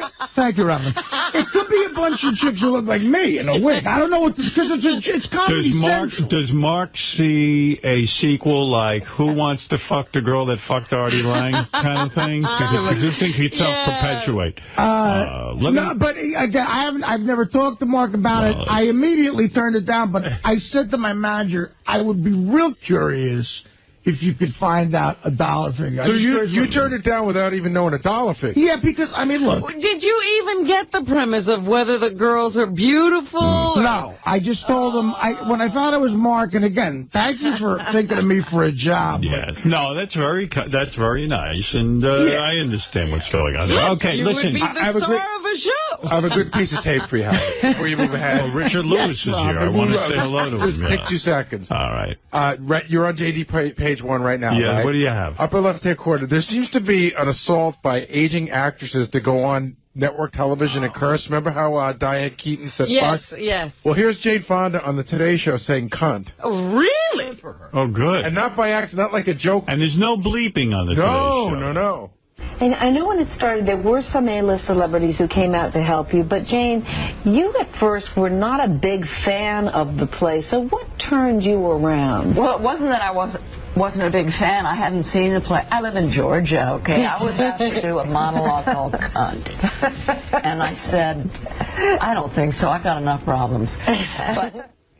Wow. No, wait a second. She was monologue called Cunt? She was married to a guy who owned major broad. She doesn't know you can't say cunt on the Today Show? Of course she does. Unbelievable. Unbelievable. You know what? And there'll be no fines over that. I used to get fined for that kind of stuff. By the way, this is just funny. This is out of only this would be in a British newspaper. It's a huge article on radio in the British newspaper, and it says, Pick of the Week. I guess 𝗦𝗵cie𝘄 did a show about me, and he goes, it says, the best DJ you've never heard in your life. 𝗦𝗵cie𝘄 explains why he's chosen to profile perhaps the most offensive broadcaster in the world. I would only love a headline like that. The most offensive broadcaster in the world. Yeah, but... the best DJ you've never heard in your life. I never get positive press here in the United States. Well, they still messed it up. Yeah, no, I'm happy. I'll take this. This is about as positive as it gets for me. How backwards is it, Howard, that you got good reviews for a movie and books, and your radio show never gets always bash. And believe me, it's retarded. I want to read this, actually, and the picture's not bad either, so there you go. It's but I'm sure, there are broadcasters who are saying, terrible things about people's race or their sexuality. You are offensive. Yes.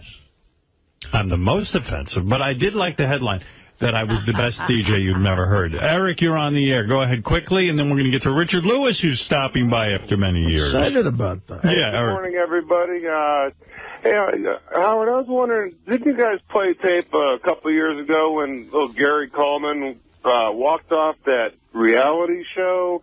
Because he got all pissed. Because I was listening to that tape before that you played, and he sounded a little angry. I don't remember, but that sounds familiar to me, so you might be right about that. Yeah, everybody wanted to do the, what you talking about, Willis? And right. Yeah, he's difficult to deal with, but boy, he'd be good on his own show with that wife. Well, if I could put a camera on that wife and him 24 hours a day, I'd watch it. Why aren't you producing? Why are you giving that to someone else? Why am I not producing? Okay.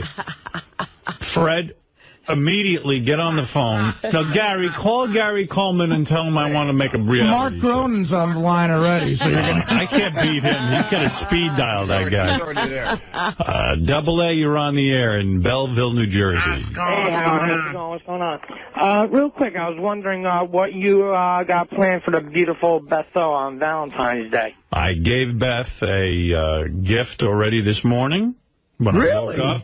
Absolutely. You banged her. Wow, you were ready. No, actually, I didn't give her that gift. I'm giving you the gift of my cock. Although I was getting upset during the Lisa Rinna interview when she's talking about how she does that double hand job move. The basket thing. I want Beth to start looking into stuff like that. Where's your Valentine's? Yeah, where's my basket? But anyway, yeah, Mr. Basket. I gave her a...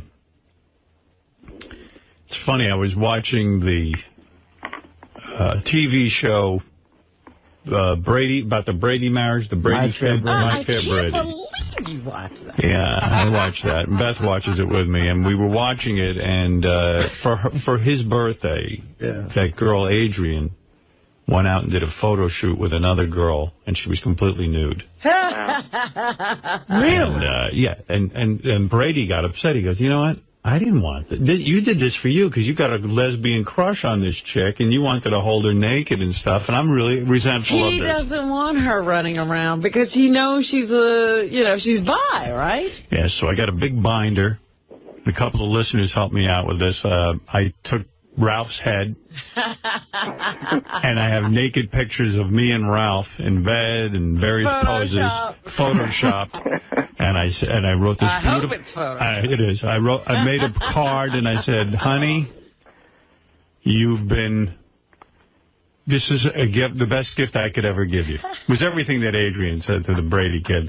And I said, this is the greatest gift I can give you. Now, you and Beth watched that show together. Yes. So she would know exactly what this was you were parodying. Yes. When she opened up the book and saw me and Ralph naked, and our hands down each other's pants, and stuff like that in bed, she was laughing her ass off. Good.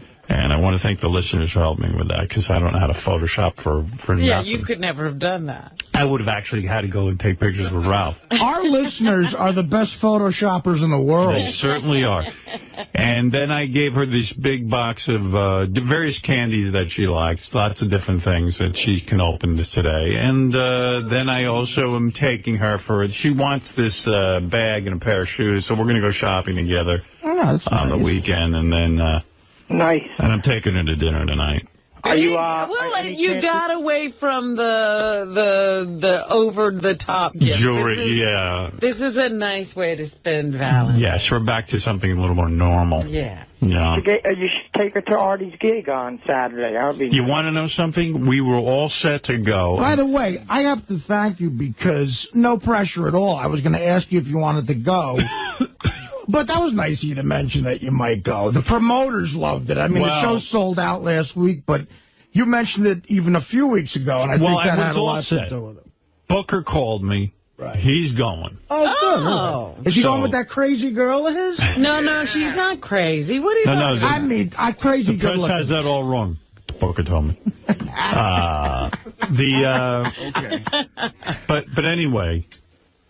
So I was going to go down there. Yeah, someone told me that. You said it again. Yeah. And then I backed out, so I don't know if I'm going or what, but I really do want to get down to the Borgata.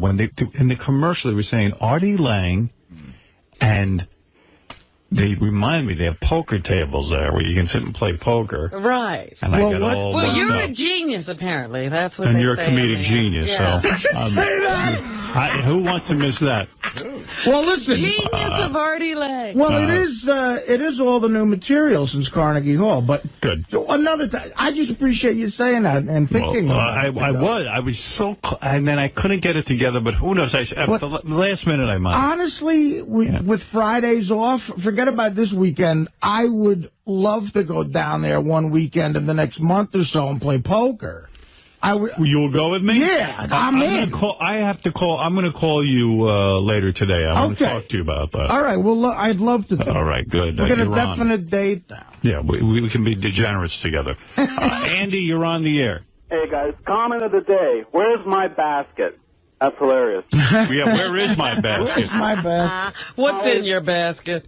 Howard, thank you so much for letting me talk to Lisa this morning. That was a thrill. It really was. Yeah, that was a lot of fun. You guys were good on the phone, too. It's good when you mix it up. Although someone did call in and say, how come you didn't ask Lisa if she does anal? I think I once asked her that. I don't think she does.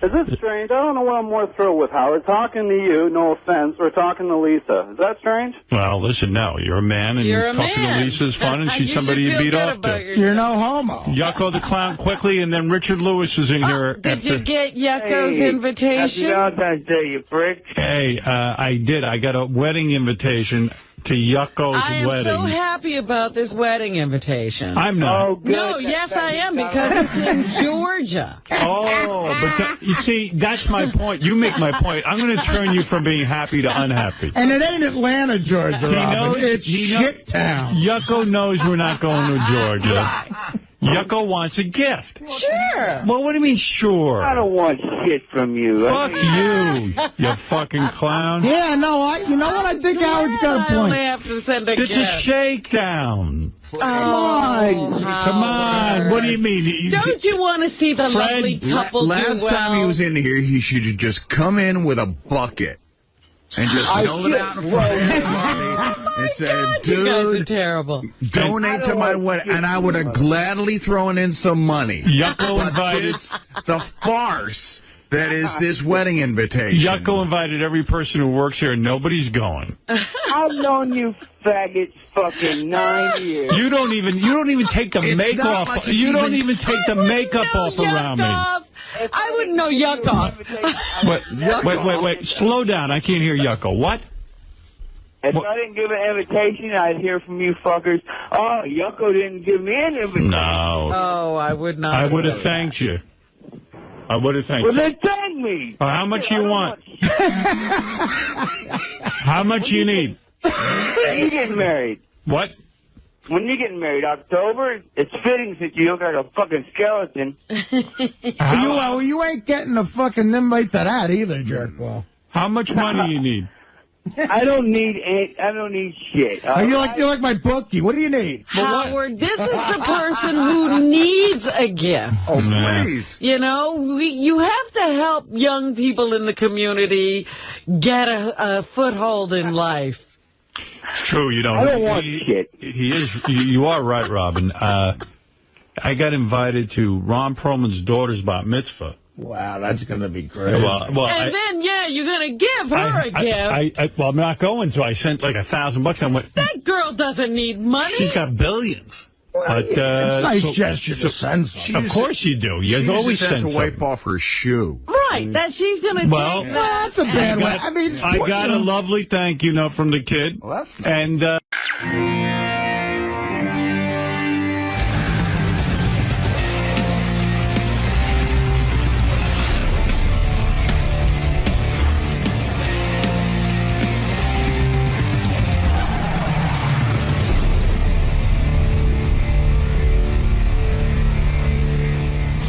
where is Lisa? Is she around here? I don't know. I mean, she's on her way. Just called. good. Okay, yeah, go ahead. I was just gonna say, I'm a long-time fan of the show. Right. Before I started working, and I just know as a fan, I would have paid anything to get close to the show in any way. Right. You know, and I always thought it was awesome that you didn't rip off the fans that way. Right. I would have paid hundreds of dollars to eat with, Gary or something, you know? Right. And it's just like, because I know as a fan, you just want to get close. And I really think Lisa's taking advantage of the people that just want to touch the show, to get close to the show in some way. And I don't think it's right to take advantage. Yeah, Lisa, I'm trying to figure out why I'm turned off to your sweet and greed. I'm really struggling to give you exact words why, but it just doesn't seem like there's enough value there. It seems like you're taking advantage of my show and charging people $100 to meet you because you're on the show. My talent is baking. But you're not giving a baking class. No, but I'm baking mostly everything that's there, and they'll get a chance to meet me. The guys do. But when every time you say they get a chance to meet me, I don't know why that bothers you. I don't do stand-up comedy. What am I supposed to do? I can't go and they're doing the same thing. Maybe do nothing. I have been doing nothing. Maybe not charge people $100 to meet you. Like maybe let them meet you for free. Then why don't the comedy shows? How come they're not for free? Because they're doing stand-up comedy. They're doing a show. Scott Salem's a show? No, it's not JD's Scott. a show? No, it's the Shuli and the two other comics. Okay, so Those why guys is are Scott there. and JD making money? Or Ronnie? Well, maybe Because you it's should a have joined show. that group. Hold on. Yeah, maybe you should go on the road with them. Why? Yeah, that would be fun. Are you knocking Because our show? what I'm saying is because wait a minute. Why are you knocking our show? That's what I don't understand. No, but can I just say something? I'm not knocking your show. I never said I was a comedian. Let's get that straight. No. Number What one, I'm saying I'm is, hosting hold it, before you hijack this conversation. See, but because his whole show is a show. And it's kind of a joke. But when they come to see you, there's not even a show. Like, he does get up on stage and, like, entertain the people. I mean, it's I get shitty girls entertainment. up to take their clothes off. Well, he does. I mean, he does you something. just said it's shitty. It's a shitty show, but it's at least an attempt to entertain. All right, this is my attempt. Yeah, but your attempt is to do nothing. Hey, you know, I was thinking, while you guys are here, I was thinking about this whole Lisa G thing and the sweet and greet party. Yeah. Because I was trying to wrap my head around it yesterday, and I couldn't quite figure out where I stood on it in my head, you know? But one thing did occur to me, and I really do feel this way, that if Lisa's going to use the show to get, you know, the only reason people are going to see Lisa's Sweet and Greet is because she works on our channels. I'd surely be the first one to attest to it with the Ronnie Block Party. Absolutely. But the distinction I do make, and it was brought up on the show yesterday, Shuli and the guys always have Howard TV there or the news department, and they provide something back. They provide a television element or something or a radio element. And it did rub me the wrong way when Lisa yesterday said, I mean, in a real way, like Lisa said, hey, I'm not doing this for TV. You can't pick and choose. If you want to come on the air and you want to promote your Sweet and Greet or whatever you're up to, don't tell me the quid pro quo isn't there where you're going to provide some kind of entertainment for us. Right. You know, and this idea that I don't know if the fans want to be on TV. What fans don't want to be on TV? They all have Howard TV. Yeah. They're all dying to be on there. Yeah, and if they don't want to be, then don't use my fans. So here's my ruling on this. I guess I'm okay if Lisa wants to charge $100 for people to see her, or Shuli wants to charge it. But don't sit there and tell me you're not going to be on Howard TV. Then if you're going to be now a performer and you're going to use my audience to show up at stuff, then you got to play ball. That's it. I really do feel that way. That ain't right. There are times I told Doug, give me a camera, one of the small ones. I'll film stuff while we're on the road. After shows, I'm going around interviewing the guys and fans, you know, with my recorder. And if Lisa doesn't want to do that, that's fine. But don't bring it up on the air that you're doing Sweet and Greet. And don't use the airwaves for that. Because these are my airwaves. If it's a private, personal thing, don't use this show to promote it. Right. I really do feel that way. And not just for Lisa, but for everybody. And one thing I will say about Benji lets me come and videotape him and his girlfriend singing. And that's some of the funniest shows on Howard TV. And I hate being on TV. What? I hate being on TV. Yeah, and once he started that, I even said, we gotta, no, like you didn't want anyone taping in your apartment, but you said, okay, I'm going to do it. Yeah. And that's fair. I can't understand why she wouldn't want it. It would make it... Well, because she's not understanding that actually that's the only thing that's... If you're going to be in this business and you're going to be on the Howard Stern show, if the TV is there, it actually becomes something people like. They even pointed out yesterday that they were on the balls of their butt with the Ronnie Block Party until you saw the footage and it went on Howard TV. Yeah, what you do is you pray that it gets on Howard TV. You're 100% right. And then your business grows. So anyway, that's my ruling on all of this. If you've got restrictions and I've got restrictions, don't bring it up on the air. Don't mention it on Howard Stern Radio, Howard Stern TV, because to me it's all Howard Stern everything. It's a business. Howard, if you care, Lieberman gave me sort of an update. What's up? Tell me the update. She called everybody who bought a ticket. Yeah. And everybody except for being on TV except for one person. Yeah, so she's trying to figure out how to handle it. I got it all figured out. Never, ever bring up anything you're doing outside of these channels again. And if that person doesn't want to be on TV, tell them not to come. Refund their money. Right. But from now on, everything is on TV. I don't want to hear people telling me they're picking and choosing, because I'm picking and choosing. I'm picking and choosing. And if you choose not to be on the team, then don't do it. And listen, Lisa does a fine job and everything, and I would never ask her to be on TV if she's just doing it. But if you're going to start using the airwaves to promote events and use my audience, then you've got to give something back. That's how I feel. Now, what do you think of that, Doug? Your Honor, I think it's a great decision. Right. That's why I'm America's judge. That's right. What is your ruling, Your Honor, on her appearing on Howard TV for interviews, like the behind-the-scenes shows? Sometimes she's involved, like when we go out with Benji with the Anthony Weiner press conference. Right. We did a behind-the-scenes show on that, and she was a big part of that, but she refused to be interviewed. What is your ruling on that? She refused to be interviewed without payment. That's ridiculous. I agree. This is all... Listen, it's like I explained the other day. What do you think we're doing here? Howard TV, to me, is no different than Sirius Radio. It's all the same. It's all promotion and promoting. It's the same thing if I said to her when she interviews me, Lisa, I can't be interviewed for Howard 100 News. I need to be paid for this. It's a thought that would never, that's ever psychology. cross ahead. If Doug Goodstein, every time we ask him to be on the air, and says I demand payment, I'm fucked. Then I got to get rid of Doug Goodstein. But you know what? When I went to Peru, Howard, I went to Doug and I said, give me a camera. Maybe some interesting stuff will come out of this. This was my own personal vacation. Right.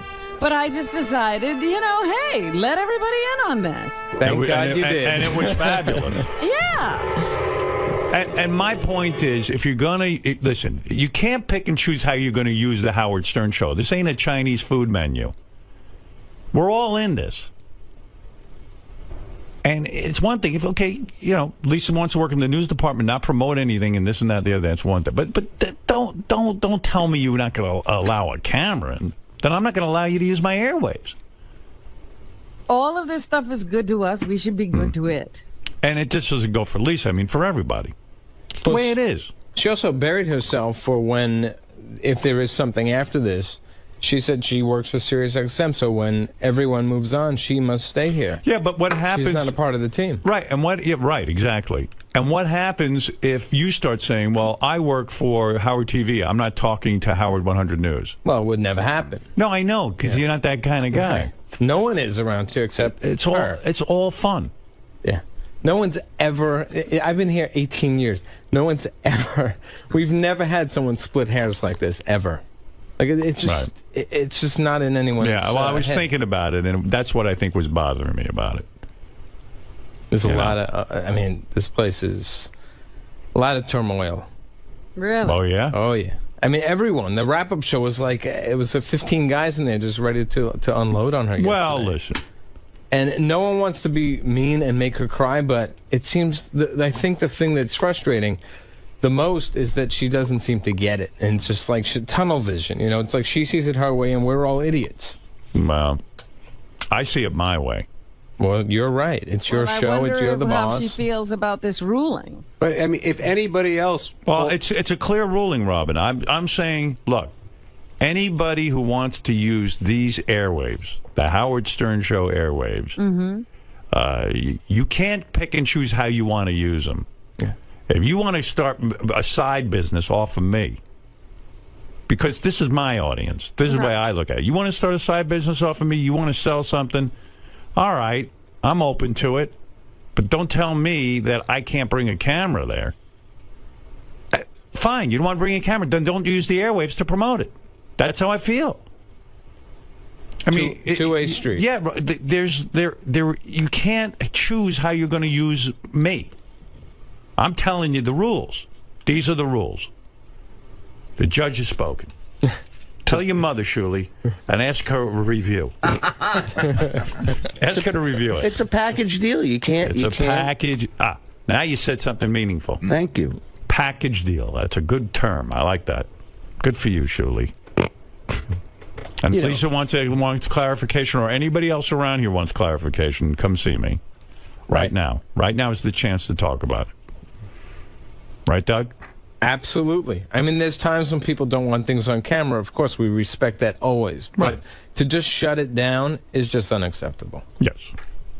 The thing I don't get is putting it on Howard TV is only going to help. I mean, you may be in embarrassing situations, but ultimately, it's only going to help your product. By the way, Howard TV did a behind the scenes of me at AGT, which you sent me to watch last night, the preview. I thought you guys did a great job. Yeah, it was a lot of footage. The guys did a good job for sure. Good job on that. And then you sent me something else that was kind of fun too. Medicated Pete? Medicated Pete on Rachel Fine. Holy shit, is that for real? Dude, either he's the best actor in the world or... What's happening? Rachel Fine on Fine Time. For those of you who have Howard TV, you got a real winner to look for. That is also, we use it as like a promotional show. It's on HowardTV.com. I was riveted. I had dinner and plans. on HowardStern.com. Yeah, you can see it. Oh, you can see it. You can see it for free. Yep. Oh, good. On HowardStern.com. And HowardTV.com. Yep, it's up there right now. You got to watch this. It's a free show for anybody who wants to see it. Fine Time. Rachel Fine. You know, Richie Wilson's fiance. Yes.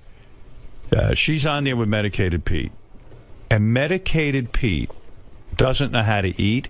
So while she's interviewing him, she offers him a cupcake. Yeah. Like one of those big cupcakes that we have outside from, what's that place? Crumbs. Crumbs, yeah. Like a big giant cupcake. And he's like, oh, you know. He starts eating. And somebody wrote a comment underneath that he says, Medicated Pete eats like an iguana. The cupcake is rubbing all over his nose and his lips start turning purple, and it's like he can't swallow or something, and he starts to eat it, and it's like he's like. It's like, you know, when brindlefly starts to eat in, you know, and he has to go, oh, excuse me. Excuse me. It's the most disturbing thing. And while he's talking, he's eating. And it's such a train wreck, fascinating piece of tape that I was late for dinner. I had dinner plans, and I had to finish Medicated Pete's interview. I didn't think I'd be that interested in it. I honestly watched it at least 10 times. I just watch it I just put it on and let it loop. Well, basically. the reason it's genius. Who was the genius that said give him a cupcake during his interview? I think it was probably Richie Wilson's idea. Richie Wilson. Yeah. That guy's a genius. That is incredible. Immediately triple his salary. Okay. Oh, that's right. We have no money. But look, there he is. Look at his face. Oh, he looks like he just made a Bukaki video. Yeah. That's on HowardStern.com and HowardTV.com and on Howard TV, the channel. Yeah, Howard TV. Oh, now, he can promote on my channels. And it's brilliant to keep interviewing him while that's going on. Right. Do you think, can I tell that weird story I told you about him the other day to prove that he's really out there? What is that? The one about that Joe Walsh's manager told me?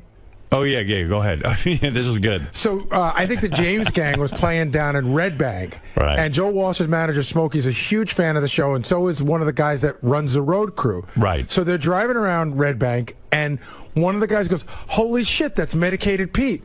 So they pull the car over, and they go to Pete, get in the fucking car. And just Pete like that, right? Get in the fucking car. Yeah, and so Pete gets in, and they go, you're going to be roadie for a day. Pete doesn't know who these people are. He doesn't know. He gets in the car. He gets in the car with complete strangers. Right. They bring him to the gig, and a couple people are like, oh, my God, it's Medicated Pete. They're taking pictures, and he goes, all right, cut the shit. Go grab that box. And they made him work the whole day. Right. He's like, you're roadie for a day. But Pete just got into a stranger's car. Wow. He is weird. And the weirdest part is that was a year and a half ago, and he's been here 3 times, and he's never told us that story. Yeah, how weird is that? Like something cool happened to him, and he doesn't even talk about it. Never even mentions it. Yeah, I have a feeling that happens to Pete a lot. Like people just grab him. Yeah, like he just gets into random cars. Like sometimes he's raped, sometimes he's who knows. Sometimes he never tells you any of sometimes he's a huge rock star's roadie. It's just whatever happens to him for the day is the day. And he's somehow still alive. It's too much. I brought him to a gig once that I did in Jersey. How'd that go? He comes to my room before the gig to get ready, and he goes to the bathroom to wash his hands, and apparently he washes his hands for like 15 minutes. Oh, he's got that, huh? So, because when I walk in, there's a lake in the bathroom, like just a huge flood of water. He's all sloppy. And he's up on stage, singing Purple Rain with wet spots all over his shirt and pants. But you know what's weird about him? Like, he's probably been to the White House. Like, we don't even know it. Yeah, he's met Obama. He was probably at the Queen's Jubilee celebration. He's like Zelig, Yeah, he's he in shows all up. these historic spots and nobody knows. Forrest Gump. All right. Well, anyway, there's my ruling on all future endeavors from everybody. Okay? I hope we all know. I know. All right. You know what I'm saying? What? I'm just nervous, man, because You kind of don't makes want everybody kind of. You don't want to have Lisa send me over the edge, and then I'll stop all the fun. Yeah, because you could be you're well within your right to do that. And right. I think it's fair. It's fair.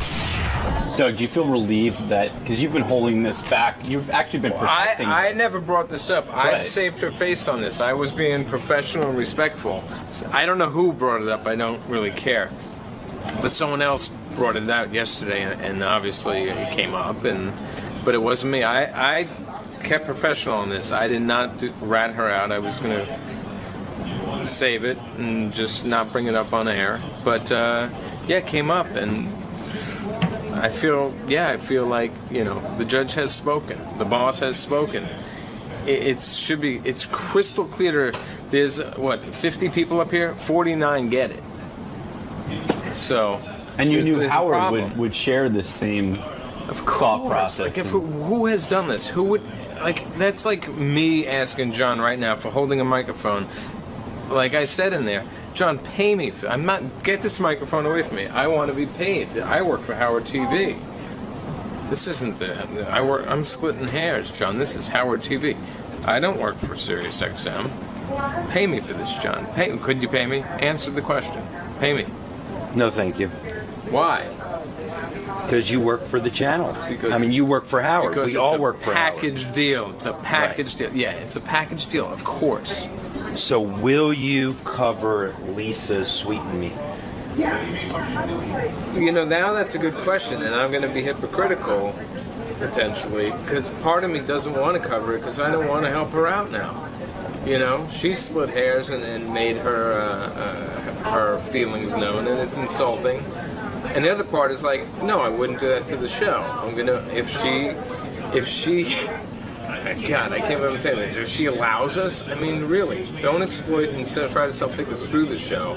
No, we would cover it, sure. And I would be happy to cover for other ones, and hopefully, because I'm a good guy, I'd like to help her out. So if this could help her blow up her business, sure. Do I think it should would I be happier if it all went away? Yeah, probably, that's the truth. But I'd cover it, and I'd cover subsequent ones as well. It seems though there should be no gray area. Howard ordered Lisa to give access to Howard TV. Yeah, there shouldn't be, but we're dealing with Lisa, and Lisa seems to go by her own own rules in her own world. So there might be another conversation Howard has to make it even clearer than he just did. That would be my guess. Lisa? Yes? Howard declared you must do interviews with Howard TV and allow Howard TV... No, that's not what he said. He said, if I'm using the air to promote an event, then Howard TV needs to be there, and I agree with him. But Howard did say we're all one team, and he wants you to participate in all Howard TV productions. That's not what he said. But I'm there 100% in the hallways every morning. You're parsing words. You're not. That is what he said. That is not what he said. That's not what I heard. Go back there and ask Gary what he said and Doug what he said. That's what he said. He said that he expects me to... Yes, he says he expects you to do interviews with TV for behind the scenes, and he expects you to do everything just like what he expects everybody to do. Well, then that's what I'll do. If I have time. This comes first. Okay. But you're parsing words, that's all I'm saying. I am not. That's what I heard. Then maybe I missed something, but that's what I thought I heard. I called you last night, Robin. I know, but it was right before AGT, so I figured you'd go into that. I wanted to watch it, so I figured we'd talk today. Yeah. Can't interrupt AGT. Well, it was 20 minutes before AGT. I figured we had some time, but you're right. You need to prepare for AGT. By the time I saw the message, I think it was like 10 minutes before. By the way, how good was AGT last night? It was really good. Yeah, those hour shows fly by. They really do. Yeah, you don't realize when you're sitting inside how much is going on outside of the venue, how much is going on in the wings. I mean, again, I get hung up on I try to remember everything I said because we taped for 4 days straight, like 2 shows a day. In Austin, yeah. Yeah, but I was really pleased with the show last night. I thought it was a real good one. And but speaking of things, AGT, how about the guy from the night before who is a war hero and stuttered? Did you read that he is a complete fraud? No. Yeah, like it was a total scam. What's even funnier, in some of the papers it goes, Howard Stern was scammed. Like, not even America's Got Talent. Yeah, like you did all the vetting. Yeah, like I run You're not the show. just sitting there. Yeah, no. Well, first of all, there can't be anything more despicable. You know, there's so much on my mind because I am dying to tell people what happens in Vegas. Not just about this guy, but about a lot of the talent. Uh-huh. All I can say this season on America's Got Talent, if you're following along at home, expect the unexpected on every level. Well, tonight they, or was it next week, they were promoting that something's going to happen that's really shocking. Well, I think what they're going to show, based on what I saw the same thing, and I don't know, they don't tell me anything. But a lot of times, Howie, Sharon, and I really violently disagree. And because they edit and they only have an hour, they don't always show all the disagreements. So I think it seems like you three are on the same page with most things. Yeah. In fact, Ronnie was saying how much he enjoyed the show last night because they did show some of the disagreeing, a little bit of it. And there's one play. I get so mad I eat half of Howie's face off. It's crazy, like full-on cannibalism. But yeah, they sort of indicated that there's a real Howie wants someone to go through, and you're not right. I know. I think happy about that. Yeah, I think I know who it is too, and I was fucking livid. But so I don't know how much they're going to show of it. It's funny, like the things they choose to show too. Like I was doing math at the table, when I do math. Right, yeah. And I was surprised they showed that. I was glad they showed that, but because everyone wanted to know how much time we had left, so I did the math for them. Or how much time per contestant you were. Yeah, right. Yeah. I said, let me handle the math. That's my forte. And the show was over. You still had to come up with an answer. And I said, well, here, let me just, I want to do it on paper so I can show my work to the teacher. Didn't you love that in school when you had to show your work? Absolutely. I was like, I'm in big trouble. I can't just look at somebody's answer on another, paper. That was to keep you from cheating. Yeah, it worked. It was really fucked up with them. I don't have any work. My work? I don't know how I got. I took a lucky guess. Does that count? I'm a genius. Yeah, so I don't know. It's like really weird because there were so many arguments when we taped. And sometimes they go to them and sometimes they don't. But maybe next week they're going to show one of them. Yeah, I like that little Snapple room thing, too, where you guys are sitting back there talking about some of the contestants that really impressed you. Yeah, but you know what's crazy? What was going on? What? When we were taping, we would be in the Snapple room for over an hour, at least twice a show. Really? Yeah, and like all it is 3 seconds of the show. It's great. And I sit there and I go, you're kidding me. Trouble is, you can't figure out which 3 seconds they're going to use. Yeah. Yeah, because they cut it up still, and you're jumping around from contestant to contestant. Yeah. I saw one of the contestants last night. I think it was the only person I disagreed with you on the whole time. Yeah. And they didn't even show you voting no. Yeah, did you notice that? Yeah. That was the other thing I was going to say. The girl that sang Blue. Yeah. See, all I can tell you is, by the time we get to Vegas, I'm right about 100% of the time. But in order to show you saying no, that was going to be 3 minutes. Right. It was going to take a long time. That was a big disagreement because on that girl, I didn't think she had the goods. But the only reason I want them to show, because when we get to Vegas, a lot of times I'm proven right. And when she started singing, I said, she's got a nice voice and everything, but she sounds like a million other people. Right. And, by the way, the thing that Howie and I disagreed on, everyone on Twitter agreed with me. That girl is a tremendous singer. The one you picked and said she was unique, she was amazing. Amazing. You talking about the girl and the guy? Yeah. She was great. And like everybody wrote me on Twitter, how could Howie have said that girl wasn't up to par? I mean, Howie has a 10 ear, I think. Well, I'm there to listen. Sharon 99% of the time sides with me because she knows I'm right. And so, I keep Howie in check. If Yeah, he because goes he was astray. completely off on the girl singers. He liked the girl who was sort of mediocre and not the girl who was completely unique. Yeah. Howie's great. Everyone writes me about the chemistry between us. Even with Nick. I like Nick a lot. In fact, I had when I went to see the auditions, I was like, well, what is it that Nick does? He comes out and he says hello to the audience. Yeah, but it's all backstage. But watching him on TV, he's very funny, and he really is willing to put himself out there. He puts himself out there, and also he's real with the people. He doesn't. Oh my God! When that girl came out to do that dance, the pole dance, right, and he wound up on the pole with her. Yeah. I was like, somebody's going to die. Because that was too much weight for that pole. Those temporary poles are pretty good. But listen how screwed up this is. And again, I wish I could tell you what happens in Vegas, but I'm not gonna, because I don't want to ruin the show for people, and I want them to watch. But here it is. Talented liar, TV phenom's war injury tale. Now, the reason I think this is so screwed up, it messes it up for every real veteran who comes back from the war, regardless of injuries. Right. Because now no one believes you. Now all of a sudden, the one thing that was, remember in The Wire when the criminals talk about you never kill somebody on a Sunday morning church? Yeah. It's like that. It's like you could be the most fucked up liar on the planet, but you never lie about your military service. Gotta have some rules. Well, you remember that guy running, what was he running for, senator in Connecticut? I think Senate. He lied about Vietnam. He won, but this lie is so wrong on so many levels. TV phenom's war injury tale.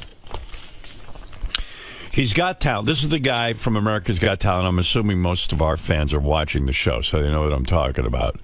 He's got talent and a lot of explaining to do. Sergeant Timothy Michael Poe, who, by the way, everyone was in tears over. I mean, I know the whole audience was crying. I had friends write me on email talking about they were home crying.